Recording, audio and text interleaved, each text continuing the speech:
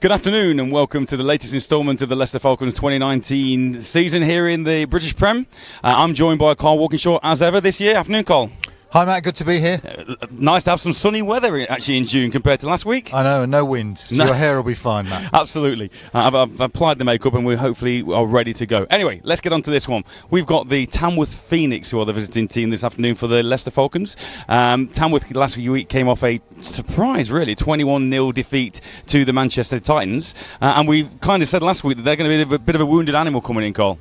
Yeah, I think you'll see the interviews coming up in a minute, but certainly Jason Scott has his business head on, let's just say that. Absolutely. And if you were with us last week, you would have witnessed the Leicester Falcons really a massive defensive battle. No score until the fourth quarter, but they ran out victors by a score of 10-0 against the Edinburgh Wolves. And it's the Falcons that we'll focus on to begin with. So that victory last week against the Wolves, hard fought. There was a serious injury there at the beginning of that one, and we hear that the player has had surgery and is on the mend. But just tell us what that would do to get that W for the Falcons. It's a big deal for the Falcons. They've been on the road for a long time, 4 games, and they lost all of them. They come back home, albeit not their usual home. We had to go to Braunston to get the win on the 4G, but they did get the win. But it took a long time to come, Matt. It was fourth quarter before they really took the lead, and they had to change their entire offense from the kind of spread air raid offense that they were trying to run. But when they went back to what they were running last year, with 3 kind of running backs in the backfield with their big quarterback Abansky in there, that was the drive that made the difference. And then the touchdown and the forced fumble recovery from Taylor Brown. 10-0, and the Edinburgh Wolves couldn't come back from it. And we will hear from Coach Gassar a little bit later, who actually, this battle of the birds, the Phoenix against the Falcons, he's kind of said there's less pressure today than last week, because he very much sees a split in the division of the Giants, the Wolves and the Falcons all battling to stay up in the division, and then the other 3 teams, the Titans, the Falcons and the Merseyside Nighthawks, who are really competing for that title. That's right. If you look at the division standings, all of those teams on 1 loss. So it's anybody's season, which is why Tamworth coming in here really want to stamp their authority on this game early and send a message to the league that last week was a blip. Yeah. This week it's business as usual. So watch out, we're still coming for the Prem North. First loss in 4 years. First loss in 4 years for the Phoenix. So like we say, they'll be ready to go. But let's turn our attention then a little bit to these Falcons this afternoon. We mentioned about last week that both teams were down to their 4th string quarterback. And indeed, Abansky will be leading the charge for the Falcons this afternoon as well. What does he bring to the game, and how will today's game be any different for him from last week? Well, if you saw the highlights that Double Coverage shared, you'll know what he brings to the game is that running attack. He's big, he's strong, he's young, and he's fearless. And so he's a fantastic runner. He was at Coventry, and he's now beginning to find his running feet in this Leicester offence. But what I will say is that he struggled through the air last week, partly because of the wind, partly because he just hasn't had the snaps that he needs, and he's not used to that air raid offense. So he missed a number of cues. He had a fumble on a run, transitioning from quarterback to runner. So we hope over the next last week, rather, he's going to look a bit more polished. And as he begins to play more games in the Prem, he'll look even more and more polished as the season goes on. Well, hopefully the conditions will help a little more this week. Last week, as we said, the wind was a real factor, and all the points came with the direction of the wind behind the Falcons, and the teams really did struggle to make any progress against the elements. Big story this week, you will know if you followed anything to do with the Leicester Falcons, that they've had a number of players that have not been eligible to play, down to the BAFA insurance policy and the rules that were instated at the beginning of the season. But there's been a little bit of controversy with the insurance review coming out this week, Cole. There was. It was an unofficial review by Gridiron Hub, I believe, that put it on the internet, and Double Coverage picked it up, and then Leicester Falcons picked it up, and you'll hear what Noel Cassar has to say about that. But it was another professional reviewing an insurance policy and discussing whether or not his interpretation of that policy would mean that the American players couldn't play. His interpretation is they could have played. So that's thrown everything up into the air. We haven't had an official response from BAFA. They probably won't respond, I wouldn't have thought, because it's not part of their remit. But we'll see. But it has caused a bit of a social media stir. Absolutely. One main difference, I think, this week compared to last week, speaking to Coach Cassar, they're going to have Marcus Francis back in the backfield, and he brings a load. makes a big difference to have him there, especially if they're going to run the offense that we saw last year. So Abanski is a big running threat. Then you got Marcus Francis back. He had that knee injury, I think, in the first game. Maybe we've not seen him since. Sure. But he's a big, strong runner. Abanski's big and strong. And then you got Nick Jones as well, who's formidable ex-GFL player. So this is suddenly turning into a hell of a running backfield. You put in a bit of deception, and you never know, Matt. And then you've always got Taylor Brown to fall back on, as they did in the fourth quarter last week, and stick him in the backfield for that extra prong to the attack. So full of weapons that running game will be. Absolutely, they can always circulate Taylor Brown in, and he's going to be a threat. He injects that speed, as you said, and he's a good runner in his own right. But they'll want to keep him fresh, I think, probably for defence. Sure. And if they have Marcus Francis back, they'll run him a lot. Absolutely. Nick Jones, Marcus Francis, that's a 1-2 you don't want to face as a defence. And then Abanski on the option. Absolutely, and we've seen what Abanski can do with his feet. So we'll hear from Coach Cassar now, and a very much more relaxed Coach Cassar than in our interview last week, and kind of strange when you consider he's taking on the likes of the Phoenix. But as you'll hear from him, it's very much because he sees this as an inter-division match rather than a match-up within the Premiership division. Let's hear from what Coach Cassar had to say. I'm joined by Falcons head coach Noel Cassar. Thanks for joining us once again, Coach. No problem. Becoming a regular occurrence this before games. Yeah, on my own programme. So we'll try and hook that up for you. Let's problem. think about last week first. Obviously, it was a defensive struggle right till that fourth quarter, and I think that wind really played a factor. Talk us through that fourth quarter particularly, and then obviously what that one win, or the next win that you've got, your second win now of the season, means on the board for the Falcons. So we changed it in the fourth quarter, went to pro backs, went to the old school last year's playbook. We still had this year's, but but mainly we just wanted to run the ball. Even with the wind, Marcus is struggling with his throw-in. Yeah. We had another injury go down on the wide receiver, so we were down to 3. We decided to pan the ball in, run the clock down. Good game day coaching, really, not by me, by the OCs. Really, it was really good. It was stressful last week. Yeah. It looked very, very stressful. Yeah. It's a bit less pressure today, I think. On us. So no, it was enjoyable but stressful. I'll pick up on that a little bit. It wasn't a planned question, but you say it's a little less stressful today, and yet you've got current or sort of finalists from last year, Tamworth, coming in. It's like I said last week, the division split straight down the middle. We've got the relegation and then the promotion or the playoff bound. So we're playing a team basically outside our division, so to speak. The other stressful one will be Edinburgh away on the end of the month. So that'll be just as stressful. Absolutely. But, was the weather last week a factor in terms of what you asked Abanski to do? Because obviously he's got that running talent as well. It was. But his strength is running. He's coming from Coventry, who run heavy anyway. Which is what he said to me. He said, "Look, don't expect me to throw 50-yard bombers because I can't do it, but I can run the ball." So that's fine. I mean, I listened to Edinburgh's head coach saying he's on the fourth quarterback. Or I'm on my fourth quarterback. He's our fourth quarterback. And it makes a difference. And obviously your defence has been the strength all year long. All year long. Defence has been solid. No, not a problem at all with defence. And the beauty of the defence is we didn't have any Americans on there except for Taylor, who's now classed as dual national. Absolutely. Absolutely. And what a lovely link that is to the next question. Obviously this week there's been BAFA released that insurance review. Talk us through your thoughts on that. So clearly the Americans could have played. There was nothing in their insurance that says they have to be here for 6 months. It was a BAFA rule. So to say that I'm being paranoid about BAFA stitching us up, I think is a bit of an understatement. I think they have stitched us up. It's shocking what they've done. It's spoiled the game. It's spoiled this year. And it's not just for Leicester sport. I've been speaking to head coaches from other teams who've not enjoyed it at all this year. It's been shocking. It's just one thing after another. You turn on your social media and first thing you see is Leicester Falcons this, Leicester Falcons that, insurance this, insurance that. They get paying players, which we've been cleared of, but nothing's been said about that. And this is just one thing after another. It's like make a great TV program, wouldn't it? Absolutely, it really would make a fortune. And I suppose as well, even though you talk about them, you almost playing a different team from a different division today. Yeah. This is almost like an West Midlands rivalry. Of course, we're going out to win, and we want to win, and it'd be great to beat Tamworth.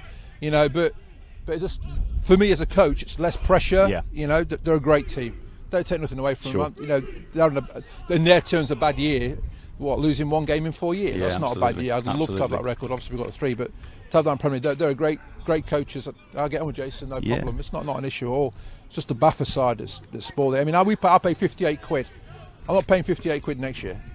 I'll pay my BAFCA money to Wayne Hill, whoever. That's fine because he's doing a great job. I'll pay my own insurance, and BAFA will get nothing. That's it. Fair play. Job done. Fair play. Turning our attention a little bit to Tamworth. Unless you Obviously, want to pay I'd love to. When I start getting paid for this, I'll start paying you. All right. But I say, obviously, turn to Tamworth. Yeah. They've brought quite a small travelling squad today, but again, they come off that first defeat in 4 years. A bit of a wounded animal, sort of coming into Leicester today. And that worries me Yeah. a bit, you know, it is, yeah. But they're all good players. I mean, it doesn't matter. They've got second stringers that could be first stringers. They can get any team they want to. You know, it's great. They're a good side. So they might have a small squad, but they're all good players and they're all athletes. Well, the nice thing is, big guys. Yeah, they have indeed. Looking behind you, warming up. They've got some right big units. So I say a nice thing. We're in June. We've got some summer weather. It should be a little bit of a good spectacle this afternoon. I know you guys will put a show on, and I know, like you say, Tamworth will be eking for that win again. Yeah, we'll always put a show on. It'd be great, you know. But you'll see me hold my head again, as usual, and arguing and shouting and, you know, upsetting everybody. Well, you just do what you do. The way it goes, isn't it? All right. Well, thanks ever so much for your time. Have a great one. Cheers. All right. Thank you. Cheers. Jason. Nice one, though. Cheers. Well, when you interview Coach Cassar, you always know you're going to get his honest opinion, and he's not going to hold back. I know he's not going to pay his BAFA fees either, by the sounds of it. Interesting. Well, we'll be back very shortly after this quick break to hear and catch up with Coach. I've completely forgotten his name. Coach Scott. Jason Scott. Coach Jason Scott from the Tamworth Phoenix, and to get his opinion on today's fixture. Join us after this. Dragonfly Productions are a full-service live event production company. We can cater for all your event needs with a turnkey solution, or support you with individual needs. We can supply production design, on-site production management, environmental design, scenic design, exhibition design and build, audio-visual design and delivery, and global support. We offer international reach and experience with partners on every continent, so quality is always assured, in-house branding and design capabilities, an in-house scenic workshop, and an in-house video production team. From a small meeting to a large symposium, your meeting will get the same attention to detail. Dragonfly Productions.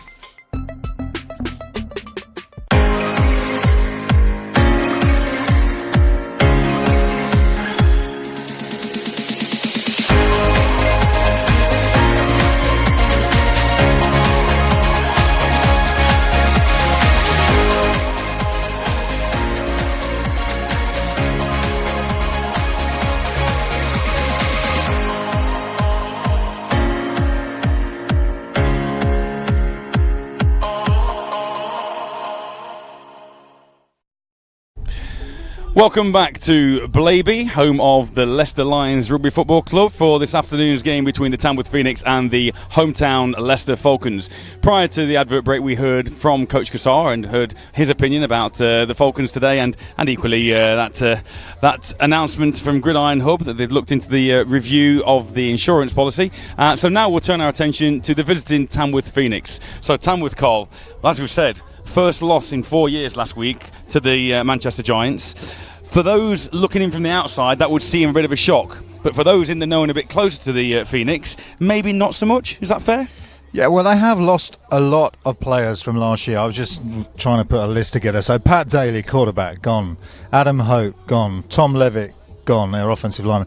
And a number of others. And I think, you know, whilst it was a surprise, I think Manchester Titans have been on the rise for a number of years, and they're where Tamworth Phoenix was a number of years ago. So I don't think anyone was surprised by the Titans. They're a very good squad, and when they came out to play on that first drive, they took the ball down the field. They looked exciting, they looked energetic, they looked strong, they looked to dominate at the line of scrimmage, and it was a good opening drive, and they went on to shut them out as well on defence. So it was a good performance by Manchester Titans. So less surprising if you've been close to the Titans programme, but surprising because Tamworth Phoenix haven't lost in 4 years in regular season football. I suppose Coach Cassar has got a point when he draws that line between those top three teams and then the bottom three. There is a bit of a gulf in development, maybe a bit of a gulf in experience, and therefore a bit of a gulf on the standings chart at the moment.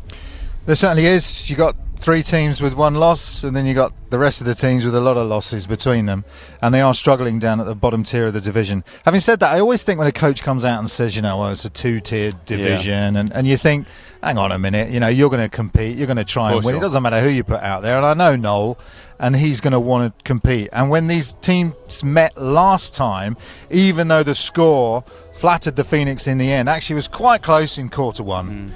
And I think had the Americans been here for Leicester, you'd be talking about a very different context in terms of this team and in terms of this game. Well, equally, if Coach Gassar and the Falcons can take the scalp of the Phoenix today, that'll really buoy them for the remaining games. Particularly when you look prior to the Titans game, like we say, the Phoenix hadn't lost, they hadn't conceded more than 12 points in any fixture, and they'd scored over 22 points in every game prior to that shutout against the Titans.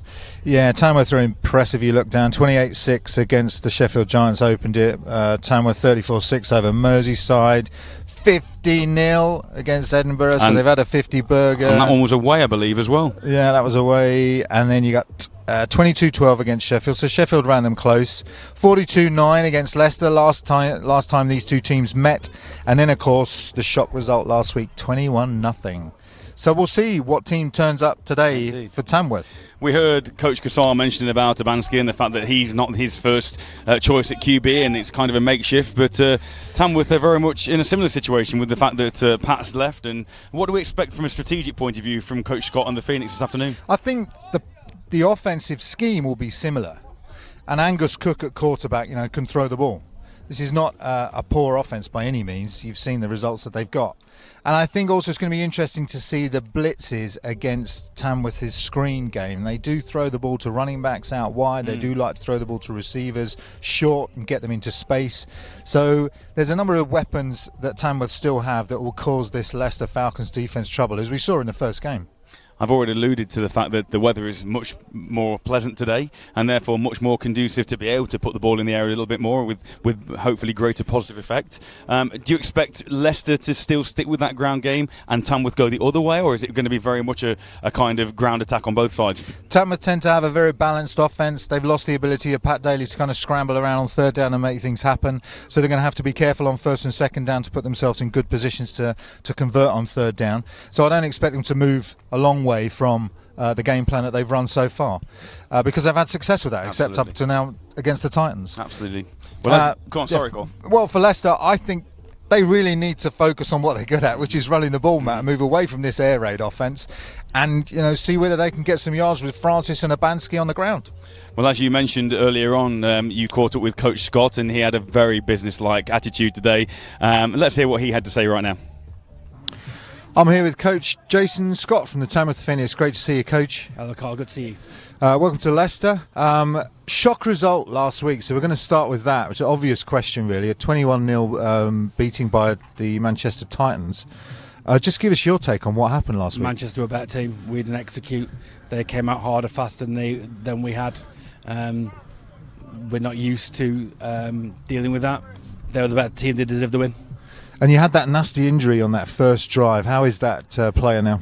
Ollie's doing fine. He had surgery on Monday. He had a double fracture. We wish him well. He's not here today, and I'll be out for the season. Other than the Manchester loss, it's been business as usual but for the Tamworth Phoenix. But what has changed from last season to this season? We've lost the game. We're 5-1. We've had personnel changes. But we just want to continue to work hard, practice hard, and beat whoever we put in front of us. Last week it didn't work out, but it's business as usual for us. And obviously, last year you were runners-up in the national championship. Is the aspiration this year to get to that final again?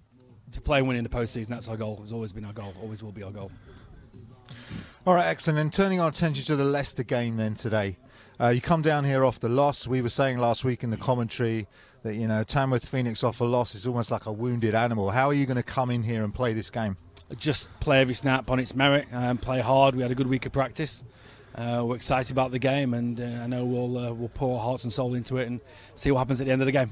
And what have you seen from this Leicester offence that causes you to think that they may have some challenges for you? They've got a talented roster, top to bottom, offence, defence and special teams. We just need to execute. Can't worry about them too much. We just need to make sure we take our reads and make tackles and make plays. All right, excellent. Thanks, Coach Scott. Obviously in serious mood, ready to do business. So thanks very much for the interview. Thanks, Coach. All the best. So, always interesting to hear from Coach Scott, but particularly, like you say, business-like this afternoon. He was. His answers were short, difficult to interview when a coach just giving short answers like that.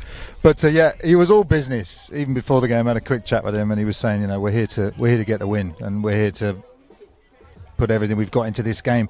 And when we tried to contact him before, he said he's not really interested in the past, Carl, not interested in the future, interested in beating Leicester. That's why we're here. We're very thankful for all the coaches that spend any time with us prior to a game, because obviously their pre-game routines are very tight and we've got to get everything sorted. So regardless, always good to hear from both coaches. So let's move forward to looking at the end of this game.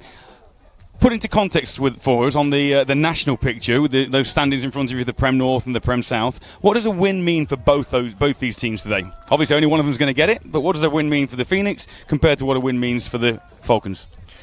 Well, a win for the Falcons will mean they pretty much secure Premiership football next year. They go to 3 wins, and that's a big step for them, given the, from their perspective, tragic loss of the fact they couldn't play their Americans for Baker University this year. They still managed to win 3 games, even if they don't win another one.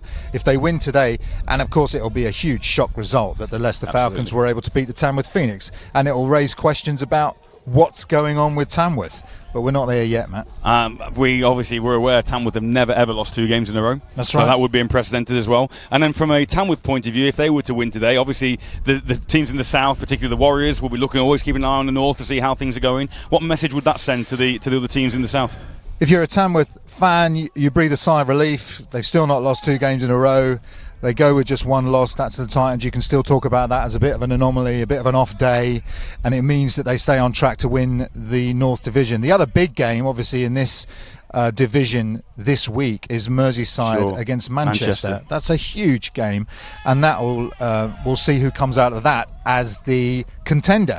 But of course, Tamworth have to win that game to remain top. Absolutely. Right, well, it's very short to kick off now. The card checks are just being completed behind us, and the coin toss will be upcoming very, very soon. So we will send you back to a little ad break. We'll get ourselves ready in the commentary booth, and then we will join you in that position for the kickoff.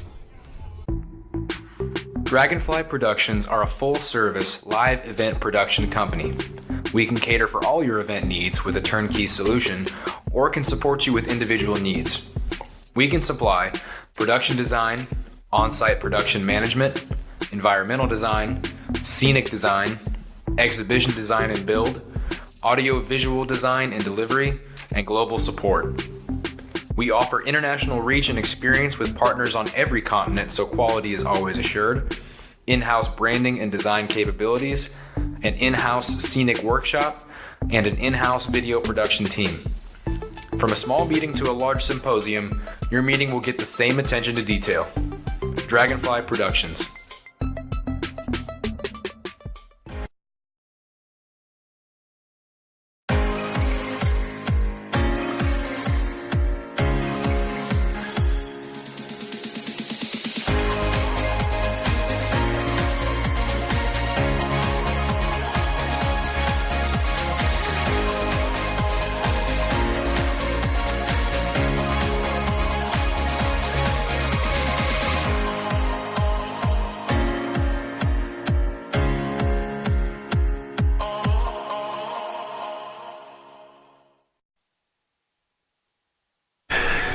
So, here we are in sunny Blaby, Leicestershire, ready for the kickoff between the Tamworth Phoenix and the Leicester Falcons this afternoon.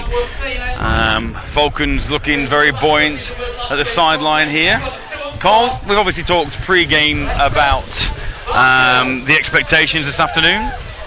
What do you expect to see from this opening kickoff as we just watch the players go out for the coin toss? I've got a feeling Tamworth are going to come out fighting. They're going to want to put their stamp on this game, and they're going to want to put their stamp on this game early, Matt. So that talk of the close first quarter last time is going to be out the window. I think Tamworth are going to come out and going to want to score early or do something on defence early if they don't get the football. And so what that means for Leicester is they're going to be under pressure to try and keep the game close these first few drives, and that's going to put pressure on their defence and their defensive coordinator Rob Urquhart to make sure that his defence is tight and can stay that initial kind of push from Tamworth early on. The field looks in immaculate condition. The fact that the rugby season is over and we've now got white markings down here. Yeah, the field does look great. It's good to be back here, actually, Blaby, because we have a much better perspective on the game. So hopefully we'll be able to give you all the action on a play-by-play.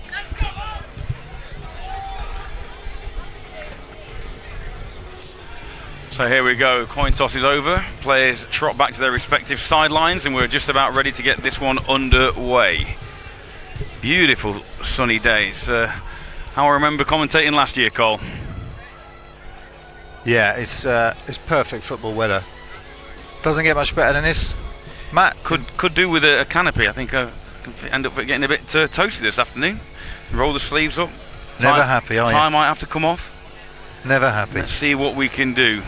So Leicester will go on offence first, as the ever-present Taylor Brown is back deep to receive, alongside his counterpart Bami Olapona. Let's see whether or not we have fireworks right from the off, or whether this Phoenix special teams can actually... Alex Lankowski kicking off as well. Good to see him back. Absolutely. Lenny had that massive injury last season and come back from that well. So we'll see how his kicking leg's doing.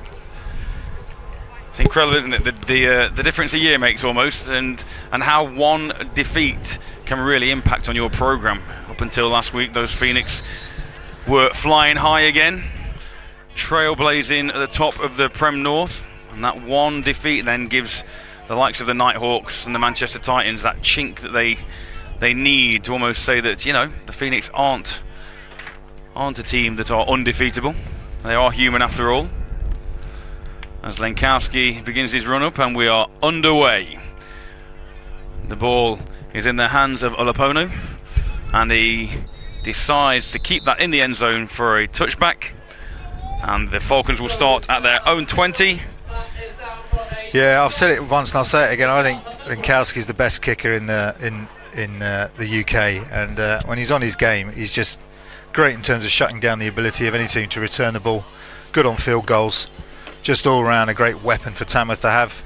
Showing you on that one, so they're going to be pinned back from the 20 to start this drive. So we know Matt. We know what's coming. Urbanski's going to lead his troops out again. The only difference this year for him, as we mentioned in pre-game, is the fact he's got Big Marcus in the backfield with him.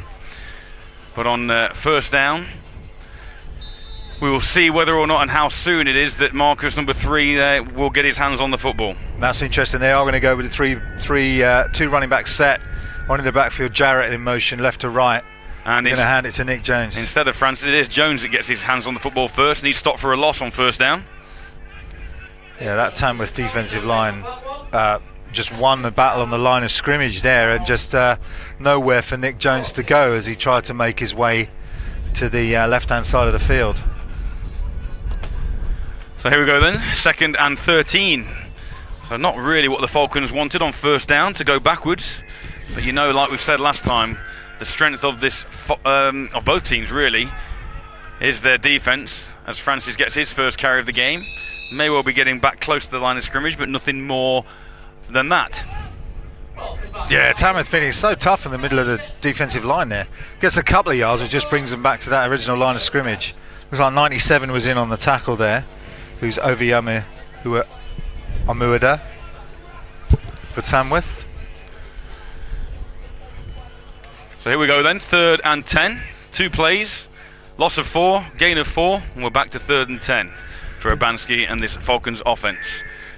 Beautiful conditions once again, and will he go to the air? He does go to the air on 3rd down after the play action. Now he tucks the ball and runs, and once again he's scythed down in the backfield, and that's going to be a loss on the play, which will bring up 4th down and a punting formation for the Falcons. And that's Rafael Amazuza, who I know very well from NTU, who's come off the edge and got the sack there on the on Urbanski.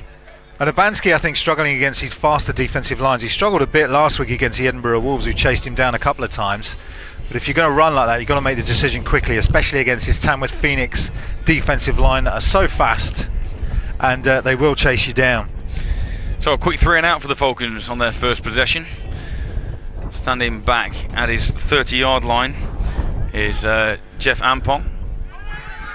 In fact, it's Elliot Walters back there. It doesn't reach Walters, and it's down by the Falcons just at midfield, and that's where the Phoenix will begin their first possession of the afternoon. Yeah, really disappointing kick, wasn't it, from the Falcons? And it's just, you may as well have given the Phoenix the kickoff, you know, and just deferred, because if they did win the toss, taking the ball there, they've just given great field position to Tamworth Phoenix, who are going to want to come out with Angus Cook firing on all cylinders.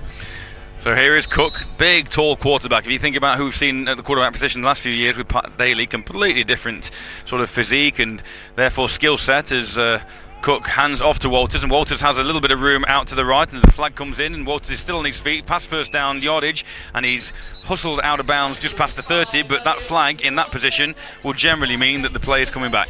Yeah, Elliot Walters. I'm not sure. That looked maybe like a horse collar tackle. If you look, I think number 48 goes up high against Elliot Walters, so it might be called against the Leicester Falcons, that one. But Elliot Walters showing the speed that he's got getting to the edge. Although the direct offense, number 60, 10-yard penalty. From the spot of the foul, repeat first down. We haven't for a while done the old flag competition. That'll be 1-0 to me in terms of... Well, you didn't declare the competition, Matt. You have, okay. If you're going to keep the score, you've got to say we're in a competition. Competition open. All right. Okay. So from now on in, we will compete on the flags. And you being close to the game from a coaching perspective should have this one hands down.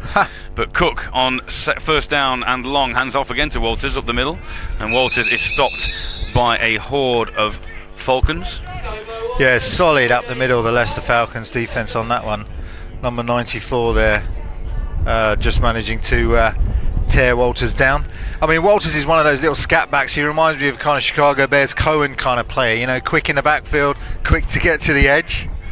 So we'll see how that progresses. Other scat backs are available in the NFL. As Cook drops back to pass on second down, he looks out to his left and he's got his man, and his man is number 81, and that is James Hossack. James Hossack, a stalwart of this Phoenix offense. Yeah, if you watch this is nice poise by Angus Cook, really nice ball, and Hossack gets out of bounds without much contact. So a nice pitch and catch, picks him up 4 yards, makes this third down a bit more manageable. Big open acres of space to Cook's right hand side here as the ball positioned on the flat, and he goes for Hossack again in the slot, and that slant pattern is broken up by Taylor Brown. So once again both teams struggling on their first offensive series, but the only difference being, as we mentioned last week, field position will be very much in the favour of the Phoenix as they kick towards Taylor Brown, who is going to be standing close to his own end zone to field this one. Yeah, this is you'd expect Tamworth to pin them back, but the Falcons will be pleased with that. I mean, you come out, they get the initial run from Elliott, they have the hold penalty which pushes them back, and actually they were not able to get anything more than 4 yards on that subsequent play. So pretty good from the Leicester Falcons defence, who have been strong all year. So here we go then on fourth down. This punt upcoming from Lenkowski, and it's a beautiful angled punt towards the sideline, and it bounces out of bounds, doesn't get in Taylor's hands, which obviously is something that every team would like to avoid, but puts the Falcons into relatively poor field position. It's going to be starting around about their own 10-yard line for their second offensive series this afternoon. Never underestimate the strength of a good kicker. I'll tell you what, just pinning the Falcons back on the kickoff to the 20, pins them back again. It just goes to show you put that, if you find someone like Alex, it really makes a difference to where your defense starts on the field. As a defensive coordinator, I applaud it. Coaches always talk about operating and being effective in all three phases of the game, and kickers are players too. So here we go on first down, and that is Francis, who scuttles round the right end of his offensive line, and looks like once again he may well be losing yardage on that. It's just great edge defense by Jason Scott's defense, and he is a defensive minded head coach, and they just play well, just stringing Francis out, trying to find a gap. Looks good though, Francis, looks big, looks strong. Can't see an issue with his legs so far. So 2nd and 11 for the Falcons. Urbanski immediately drops back and then steps up on that quarterback draw, and the ball is pulled out, but one of the Falcons offensive linemen ends up with it, but the whistle has blown the play dead, so the Falcons will maintain possession, and it looks like Urbanski may further. Phoenix have been watching that film from last week, and you know that they've been looking at the way Urbanski holds the football as a runner, and it means that football, if they can get that football loose, they will do. On that one, it looks like his knee was down. Let's have a look. Yeah, I believe that's what they'll be calling all forward momentum halted. So here we go, 3rd and long once again, 3rd and 11 for the Falcons. Urbanski Possibly going to go to the air again. He does drop back and he does go to the air, looking out to the left-hand side. And it's just out of the reach of his intended receiver, who was Dan Burton. Dan Burton had a big game last week, both from a punting perspective, but also tacking on those extra 3 points to secure that 10-0 victory over the Wolves. Yeah, it was a 40-yard field goal to end that game, which is a nice kick from Danny Burton. On that one, you can see Urbanski's got the arms. A nice spiral, leaves his body well, but just not got the accuracy to get there. So Walters again will be waiting back for this next kick alongside Jeff Ampong. They're back just in front of him, but instead of standing at his 30-yard line, this time Walters is just inside, or just outside rather, his own 40. And again, it's another wobbly kick that doesn't even make it to midfield until it bounces. And indeed, Walters then decides to field it, and he's got a little bit of space around the outside, and he gets dragged down by number 85 for the Falcons. Yeah, that was a really nice tackle by Dewan Ekil in space there on a special teams play. Elliot Walters one-on-one. Can they drag him down? And Ekil manages to get him down. And that's a difficult play to make, and he made it. So well done him. However, Danny Burton's squib kick has put them in a poor field position again. So it's a 0-0 game, but they're going to get the ball back on the 30-yard line. We're just looking at the replay now of Ekil managing to do enough to drag Walters down. So back on the field, Cook hands off to Walters, and Walters jump cuts to his left-hand side, but that pursuit from the Falcons is good. And amongst others, number 55 comes up to make the tackle. That's Emmanuel Falola. Yeah, Falola played well last week on the edge there. They were blitzing him in the B gaps and putting him on the edge when they needed to as well, and he had a good game against Edinburgh and opens his account nice with a tackle there against Walters. So again, tackle for a loss, 2nd and 11. Both offences struggling to make much positive yardage in this early exchange. Cook this time flips the ball out to Walters again, and he's snagged in the backfield. And number 43 on the tackle this time. We've got that down as Richard High, but I'm not sure that is the player wearing 43 today. We'll try and get a confirmation of that as the game goes on. But nevertheless, great penetration, and snags Walters, dropping him for a loss of 4. 3rd and 15. Great run defence on 1st and 2nd down. Really puts Tamworth in a hole now, 3rd and 15. We'll see whether they try and get Hossack again. If they've gone to, seems to be their hot receiver. They've gone to him a couple of times now. So Cook to the air, in and out of the hands of Taylor Brown across the middle, and Taylor Brown nearly doing Taylor Brown things once again. They did try and get it to James Hossack, but Angus Cook just overthrew that. You can see it flies on him, sails on him, and Taylor Brown so dangerous there. That could have changed the game if Taylor had been able to pull that one in. Nevertheless, early it's a defensive battle, and this kind of mirrors what happened in the first game between these two units, with both defenses coming out and playing well. So 4th down, and on comes Lenkowski once again to pin the Falcons back. Angles his kick again to the right-hand side this time rather, and that unfortunately takes a Leicester bounce. Instead of going out of bounds, bounces through the back of the end zone, which will result in a touchback, and the Falcons will get the football at their 20. Yeah, again, that field position battle certainly being won early on by the Tamworth Phoenix with their special teams play, the kicking of Lenkowski, and just their defence playing well and not enabling the Leicester Falcons to get out of their own half. So they haven't seen any of the green of the Tamworth Phoenix's half yet. We'll see what they can do on this drive, but so far it's been tough going for them. They haven't really tried anything up the middle. We'll see whether they can here, Matt, whether they can get something in the middle of the field between the tackles. They had some success last week with that, less success on the edge. So Urbanski again, like you say, just needs to really try and get a 1st down and build a little bit of momentum. He rolls around to his right and pops the ball out, and he's got his man, and that's a nice pass that time. Lovely touch on that ball that time from Urbanski, and he hits Tom Jarrett. Yeah, that's nice work by Jarrett, who works his way back to give the opportunity for the quarterback to make an easy throw. You can see Jarrett working his way back, sees Urbanski roll out to his right and comes back towards the quarterback. So smart play from Tom Jarrett. And that makes the reception nice and easy. But yeah, good poise from Urbanski on the pass play. And 1st down, Leicester. The first down of the afternoon. As again, maybe positive yardage on 1st down, but not much. Once again, that defensive front of the Phoenix shutting the door on Nick Jones. Yeah, they're so tough to run against the Phoenix. well-disciplined defensive line, know their gap control, well-disciplined linebackers, and a tough ask. But having said that, this is a very talented backfield you've got here with Francis, Nick Jones, and Urbanski's a great runner as long as he can hold on to the football. Definitely a 1-2-3 punch there, whether Urbanski decides to keep that ball in the option or whether he hands it off, and this time he does give it to Francis, who looks for a little bit of daylight. But look at that lateral pursuit. And Francis looks to put his head down and run over the defender, but that defender stands strong and brings him down, and a late flag comes in.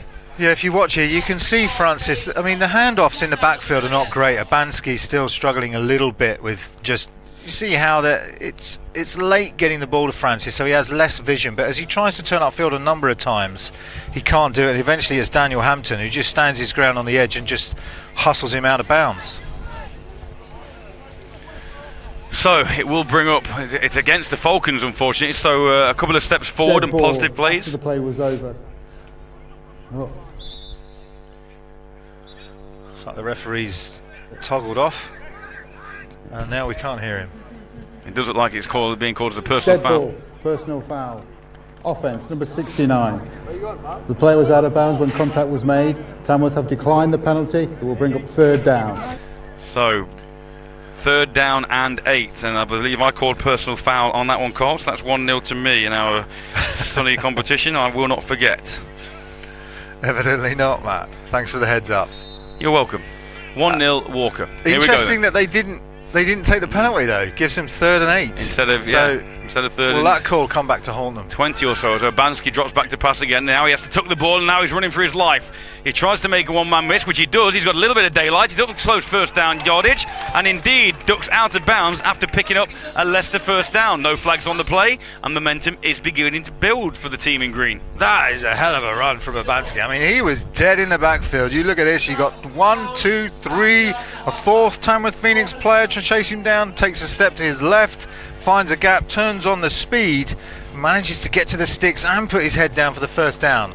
That is impressive from Urbanski on 3rd down, and they will get punished for not taking that call. Absolutely. However, looks like they've come up short, Matt, so it will be 4th and a yard. So they're thinking field position themselves, other than the fact you think you've got big markers, so you might well be able to plunge through the middle, and you've got Urbanski's talent, and you've got the decisive agility of Nick Jones, but they've brought on Dan Burton to try and kick and pin the Phoenix back deep in their own territory as Walter stands just inside his own 10-yard line. Will they go for the fake early? No, they don't. It's a spiralling kick, and it's fielded by Ampong, and Ampong will take that football inside the 20 at his own 17-yard line, where the Phoenix will take over. Yeah, an unconventional kind of catch by Ampong on that, wasn't it? Goes over his head, touches it once, and then manages to secure it. He almost signalled the fair catch on the way down to begin with. However, Danny Burton has pulled him back, so Leicester Falcons get a bit of the field back. They've been tough on defence so far, and this is an interesting game, isn't it, the dynamics of this one? I mean, up till now it's been very kind of nip and tuck, very close. Leicester Falcons actually looking a little better on offence so far. So 1st down Phoenix, as Cook hands off this time to the left-hand side, and Walters has a little bit of room. Smidgen of a face mask grab there as Walters goes out of bounds directly in front of our commentary position there, and picks up maybe 4 yards to bring up 2nd and 6. There's some really nice blocking downfield. You can't see it just to the left of your screen here with Hossack and others just hustling in front of Walters. And that's really the strength of this width ground game that Tamworth have, is just getting those players out in front of the running back and getting early pads on a linebacker. So 2nd and 6, Walters once again, and Walters bounces outside, and he's got some room. He's got the 1st down yardage and more, picking up maybe 15, 16 yards to give the Phoenix their first down of the afternoon. Yeah, the initial hole wasn't there for Elliot Walters. Bounces inside and then decides nothing there, so bounces it outside. He's got such quickness and speed and get to that edge. He's an exciting runner. He's only a small guy, but really electrifying to watch him run. No huddle offense this time for the Knicks, as Cook now tries to make some last-minute adjustments, telling the fullback maybe a blocking assignment on this particular one. 2 receivers to his left, and he pitches the ball out again to Walters, but that one is snagged before it even gets a chance to get going, and that's number 47 for the Falcons, Peter Sandham.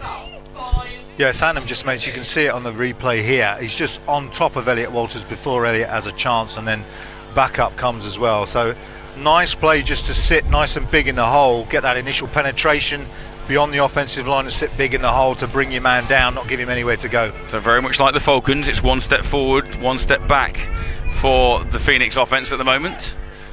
Showing blitz again, yeah, indeed. Walters once again getting a lot of this workload, and he tiptoes his way through the line and keeps his momentum going forwards as he's bundled down by 2 Falcons defenders. But positive yardage picked up, and it's going to be 3rd down and 4. Yeah, if you watch the replay, Emmanuel Falola actually gets hold of Walters at about 8 yards into this, gets hold of him there.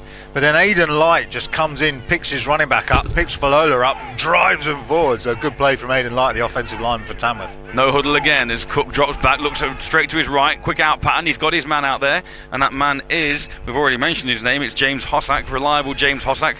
No flags on the play, it will be a 1st down. Yeah, that's really good discipline from Hossack, and Taylor Brown's playing slightly off Hossack, who is their hot receiver at the moment. So Taylor Brown not there to defend or make a challenge on that pass, which means an easy completion. Taylor Brown hustles him out of bounds, but not before Tamworth get the 1st down. And the Phoenix stay with this high tempo offense, not huddling again. Plays coming in from the sideline for Cook, and Cook once again goes back to the ground, and it is that man again, Walters, who's looking for space. He manages to pick up a couple, but then is dragged down. Taylor Brown on the back end of that one amongst others. Yeah, you see on the replay here, Leicester do a better job this time stringing this one out. So the blocker gets out in front and gets a little bit, but it's actually the play of number 46 that slows that one up, and it means that those interior linebackers can rally to the ball and make the tackle. Nice play on the edge that time. Be interesting to see how long Walters can sustain this sort of workload. He's not getting a lot of breathing time at all, as this time Cook looks to his left, and he's got a man out there, but couldn't quite see whether that one was completed or not. It looks like it's incomplete. Yep, it does. So a bit more of a tighter coverage on that one. This is what Leicester are going to have to do to try and challenge these balls when they're in the air. Our commentary position isn't overly raised, and as a result that Falcons bench is right in front of that sideline, meaning we've got a little bit of an issue seeing as Cook again, it's a battered down, and it's that man again, number 43, but he looks like he's hurt. It looks like he came down badly on that ankle when he jumped up to bat that ball down. Yeah, he's tall, rangy. He made an excellent play there. He is trying to get to his feet now, so hopefully he's okay as Desi, their physio, runs on to have a look at him. But yeah, that was just a fantastic play. He's very tall, 43. We think it's James High, but we'll check that at half-time, just get the name for you. You see Angus Cook just trying to get it over to Walters, and that's just a great play by James High just to bat that ball down. And once that ball's in the air, anything can happen. Absolutely. So after a relatively successful series for the Phoenix, they're once again forced into a position where you'd expect them to be punting, and indeed Lenkowski there just drops back 12 yards away from his centre, and once again he'll probably be angling towards the sideline to keep it out of Taylor Brown's ever eager hands, and he does a little half kick going towards the sideline. It's another brilliant kick from Lenkowski, pinning them inside the 10-yard line once again. Yeah, fantastic from Lenkowski. What can you say about him? Just great on that one. It's the only one that the last kick went for a touchback, well that one's bounced just the way he wanted it. So even though it's directed towards Taylor Brown, takes that bounce, no chance of a return. Interesting, just see going over the far sideline, number 91, your man, over Zusi. Raf limping off there, and that doesn't look good from where we're standing at all. No, he does look in some pain actually on the sideline there. It's a good spot, Matt, so we'll have to keep an eye on that. He is one of their just a great defensive lineman, a great kid, and still growing in the game, wants to get into coaching as well, so we hope he's okay. So here we go again. To say it's 0-0, it's all action at the moment as Urbanski gets the ball, hands this one off to Nick Jones, who's going around left end, and again that lateral pursuit from the Phoenix defenders limits that one. Yeah, Nick Jones doesn't lack any speed. He's just not getting what he needs on the edge there. You can see Phoenix are playing it so tight. That's number 9 for the Phoenix, Fisayo Olakuya, or Fizz as they like to call him, and he's certainly fizzing off the edge there and manages to make the tackle. So 2nd and 9 upcoming. Looks like Jones did manage to at least get past that line of scrimmage. 2nd and 9 for the Falcons offence, pinned inside their own 10-yard line. They started this drive from the 8. Urbanski surveys the field, ball is in his hands, he's looking to pass again, rolling out. And now he tucks it, as he's so accustomed to doing, and he's got some space around the left side, and he's got some open field, and he ducks out of bounds, but not until he's got past the 20 and picked up a Falcons first down. But there is a flag on that far sideline. Holding. Hold. Back, Urbanski comes. I think it's a hold, Matt. I think I got that one in first. You can't be copying. You were commentating at the time. Anyway, Urbanski looks his left, tries to get up the middle, and then it's just magic, isn't it, when you see a quarterback like that? I mean, it reminds me of... Offense, 5 men in the backfield. Half the distance to the goal. Repeat 2nd down. So, neither of us get the credit. No points for that. 5 men in the backfield, somebody lining up illegally. Go on, who did he remind you of on that run? Well, who do you think I'm going to say? Well, am I going Chicago Bears against somewhere? Am I thinking Steve Young? No, we're going domestic with Pat Daly. Domestic? Oh, Pat Daly. Pat Daly's who he reminds me of. And of course, they've got no Pat Daly this year, have they? So maybe Jason Scott's kicking himself saying we should have got hold of that Urbanski. Maybe so. We'll see how that goes on with 2nd and 14 upcoming, instead of that big first down run again. Urbanski back ready to receive, and he does, and again he's under all sorts of pressure, but goes to the ground again, tucks that ball, he steps around, there's another flag coming in, and that one has to be holding in that situation. If you agree with me, you can have the call if it's right, since once again I'm commentating. You can see the replay here again. Urbanski, this time to his right hand side. Fizz trying to keep him contained in the pocket, but you can see the little jump cut inside means that they lose contain on the edge, and if you bite on that, it gives Urbanski some yards. During the run, illegal use of hands in the back, number 17 of the offense. Half the distance to the goal, repeat 2nd down. Well, to be fair, you didn't step in and want to claim a different penalty, so once again you've missed an opportunity to level the scores, even though I was incorrect. So half the distance to the goal because of where the penalty occurred.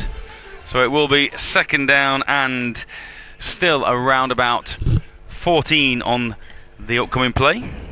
Let's see if Urbanski can create any magic again. He goes to the air this time, and it's out of the reach of his intended receiver, number 85. Called his name earlier on. There he is, Divan Akil. Yeah, and he was wide open as well. I mean, it's so frustrating for Akil because he stood there on the sideline just saying, give me the ball, get me the ball, let me do something here. And just Urbanski just sails on him and out of bounds. That's a difficult one. Obviously, when a quarterback's rolling out to his right and his momentum itself is taking him off to his right, to be able to get the ball not drift as he throws it on the move is a real difficult skill to try and hone. And that one particularly was evident when that ball drifted away from his intended receiver rather than being accurate. It's a definite skill, and it's one that Urbanski is still working on. So 3rd down, still 3rd and long. 3rd and 14 for Urbanski, and he's looking to the air again, and he goes on a similar pattern, and this time the accuracy is okay, the height is the issue for that same receiver, Akil. Yeah, it's the same play, and again it's open, wide open, and again the ball sails, and nothing Akeem can do, just needs a couple of more inches, doesn't he?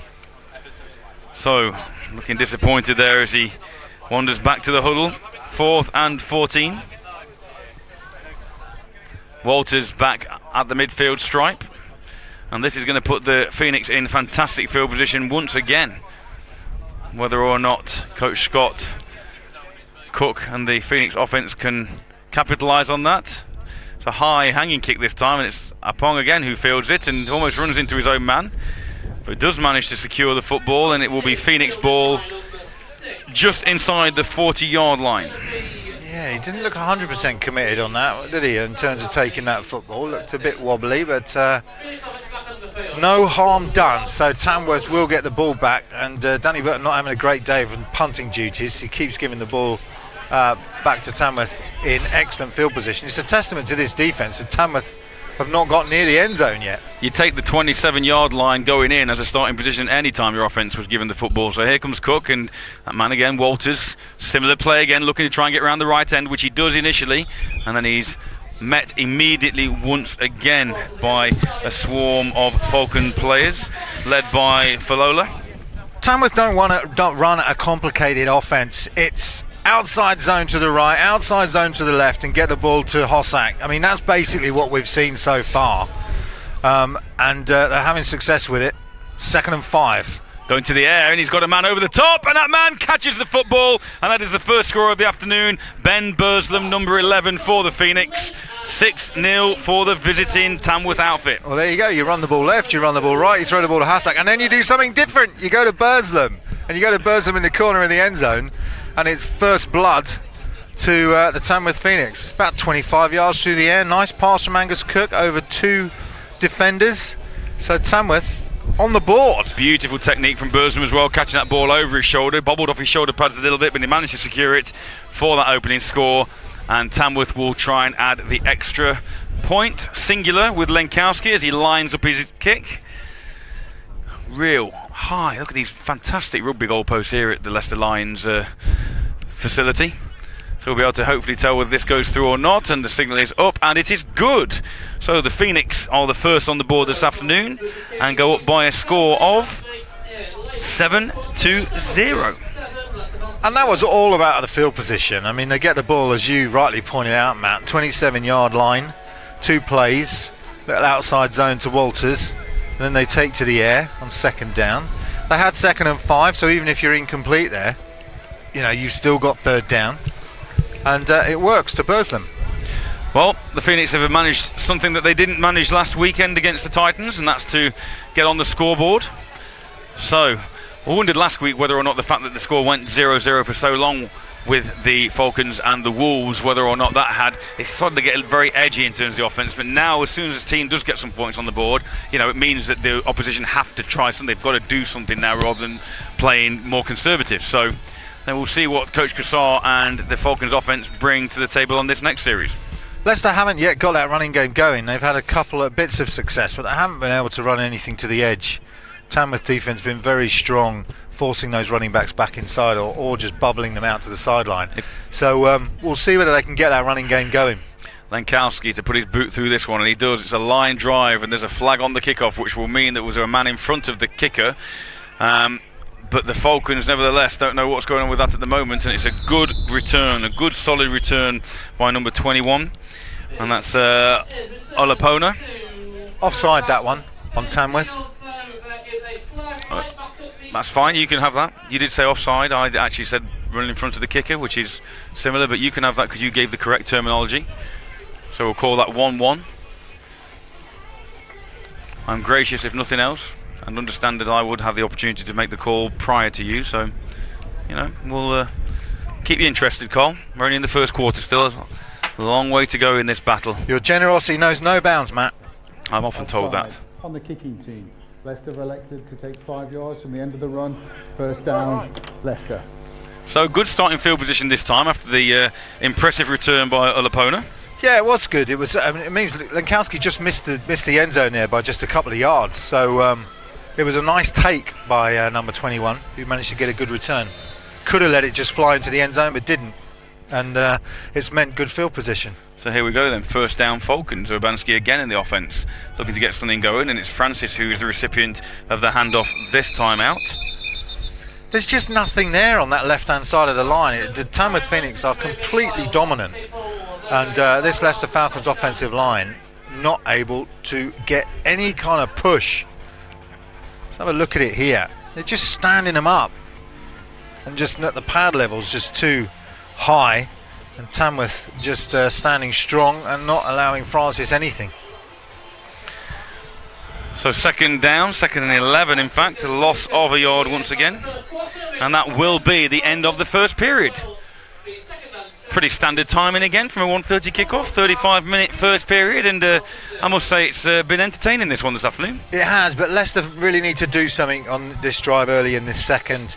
It's if this gets out of hand, then it can go downhill very quickly for Leicester. They need to get this running game going. That comes back to this offensive line performing against this tough defensive line of Tamworth.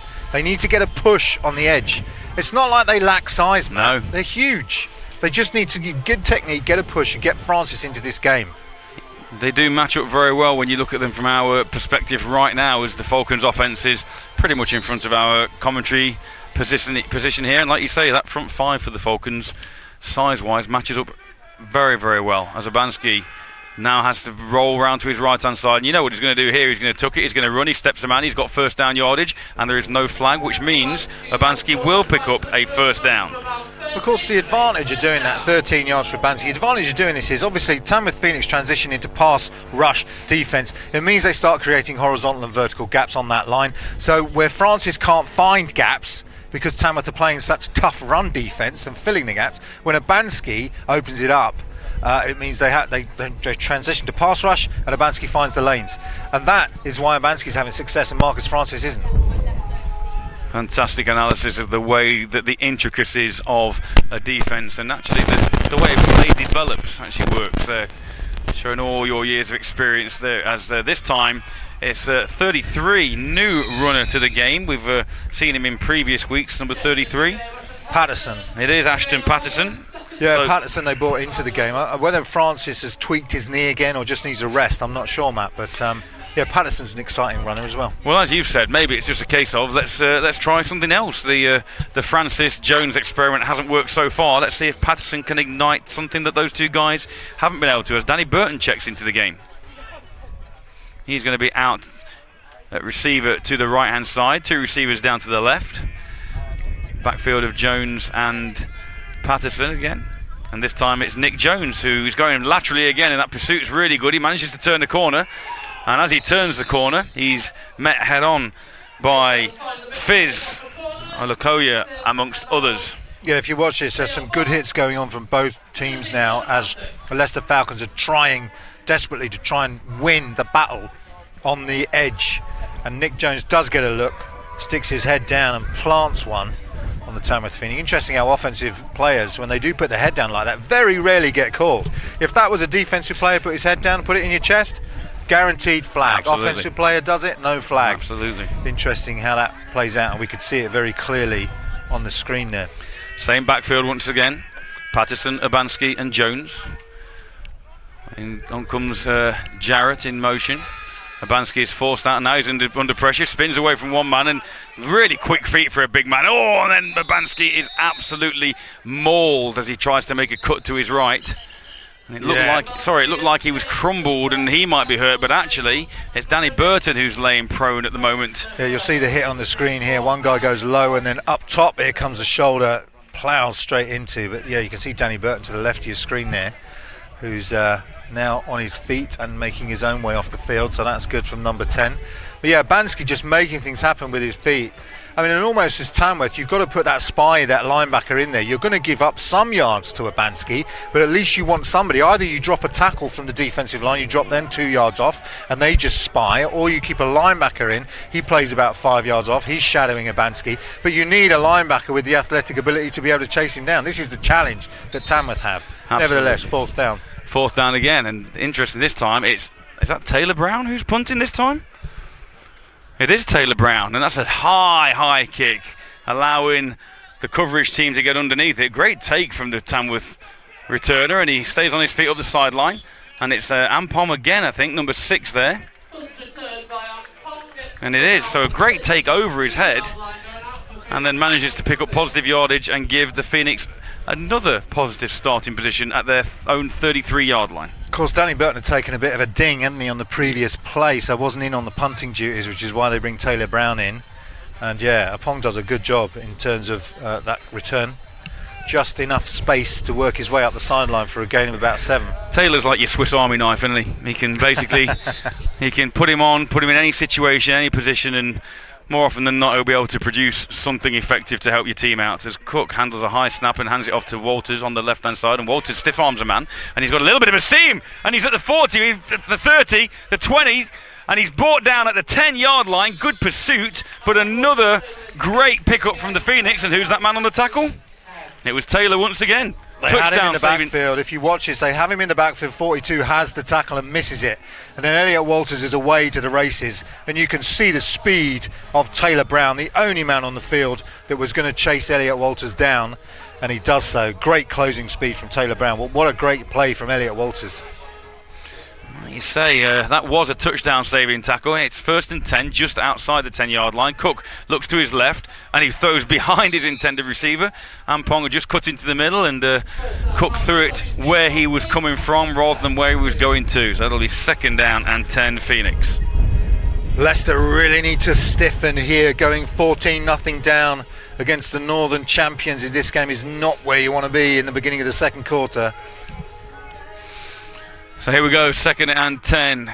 Cook pitches out to Walters, and Walters running towards the sideline. He's got a blocker there, and he manages to use that blocker effectively, get inside the 5-yard line down to the 4, where it'll be still short of a 1st down, 3rd and 1. Yeah, that outside zone running play is just now beginning to pay dividends.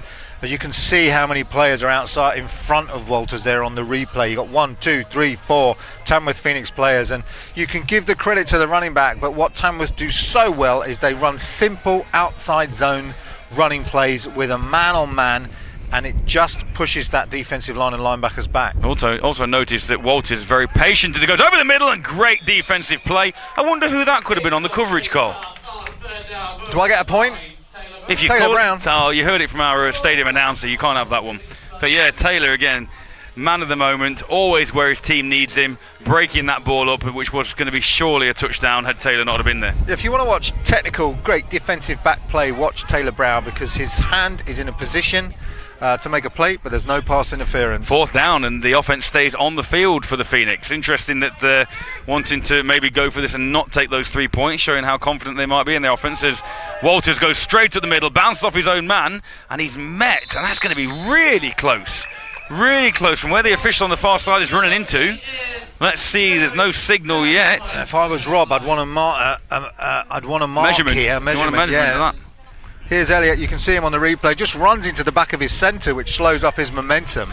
And it is 1st down Falcons, so they will be buoyed by that stop. When you mentioned about stiffening, they definitely did on that series, and thanks to Taylor Brown and that inside front of their defensive line, they do manage to take over. 1st and 10 Falcons.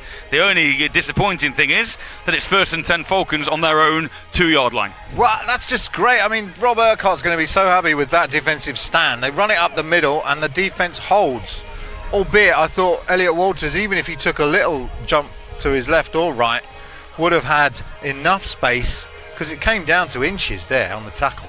So we've just been informed that number 43 is actually Arthur Harabi rather than Richard High. So apologies that our roster wasn't accurate at the outset. So 43, we'll try and give Arthur as much credit as we can moving forward whenever he's in on the play. And he's the ex-Coventry Jets player. Yes, I believe he is, with Abansky on offence and then Arthur on defence.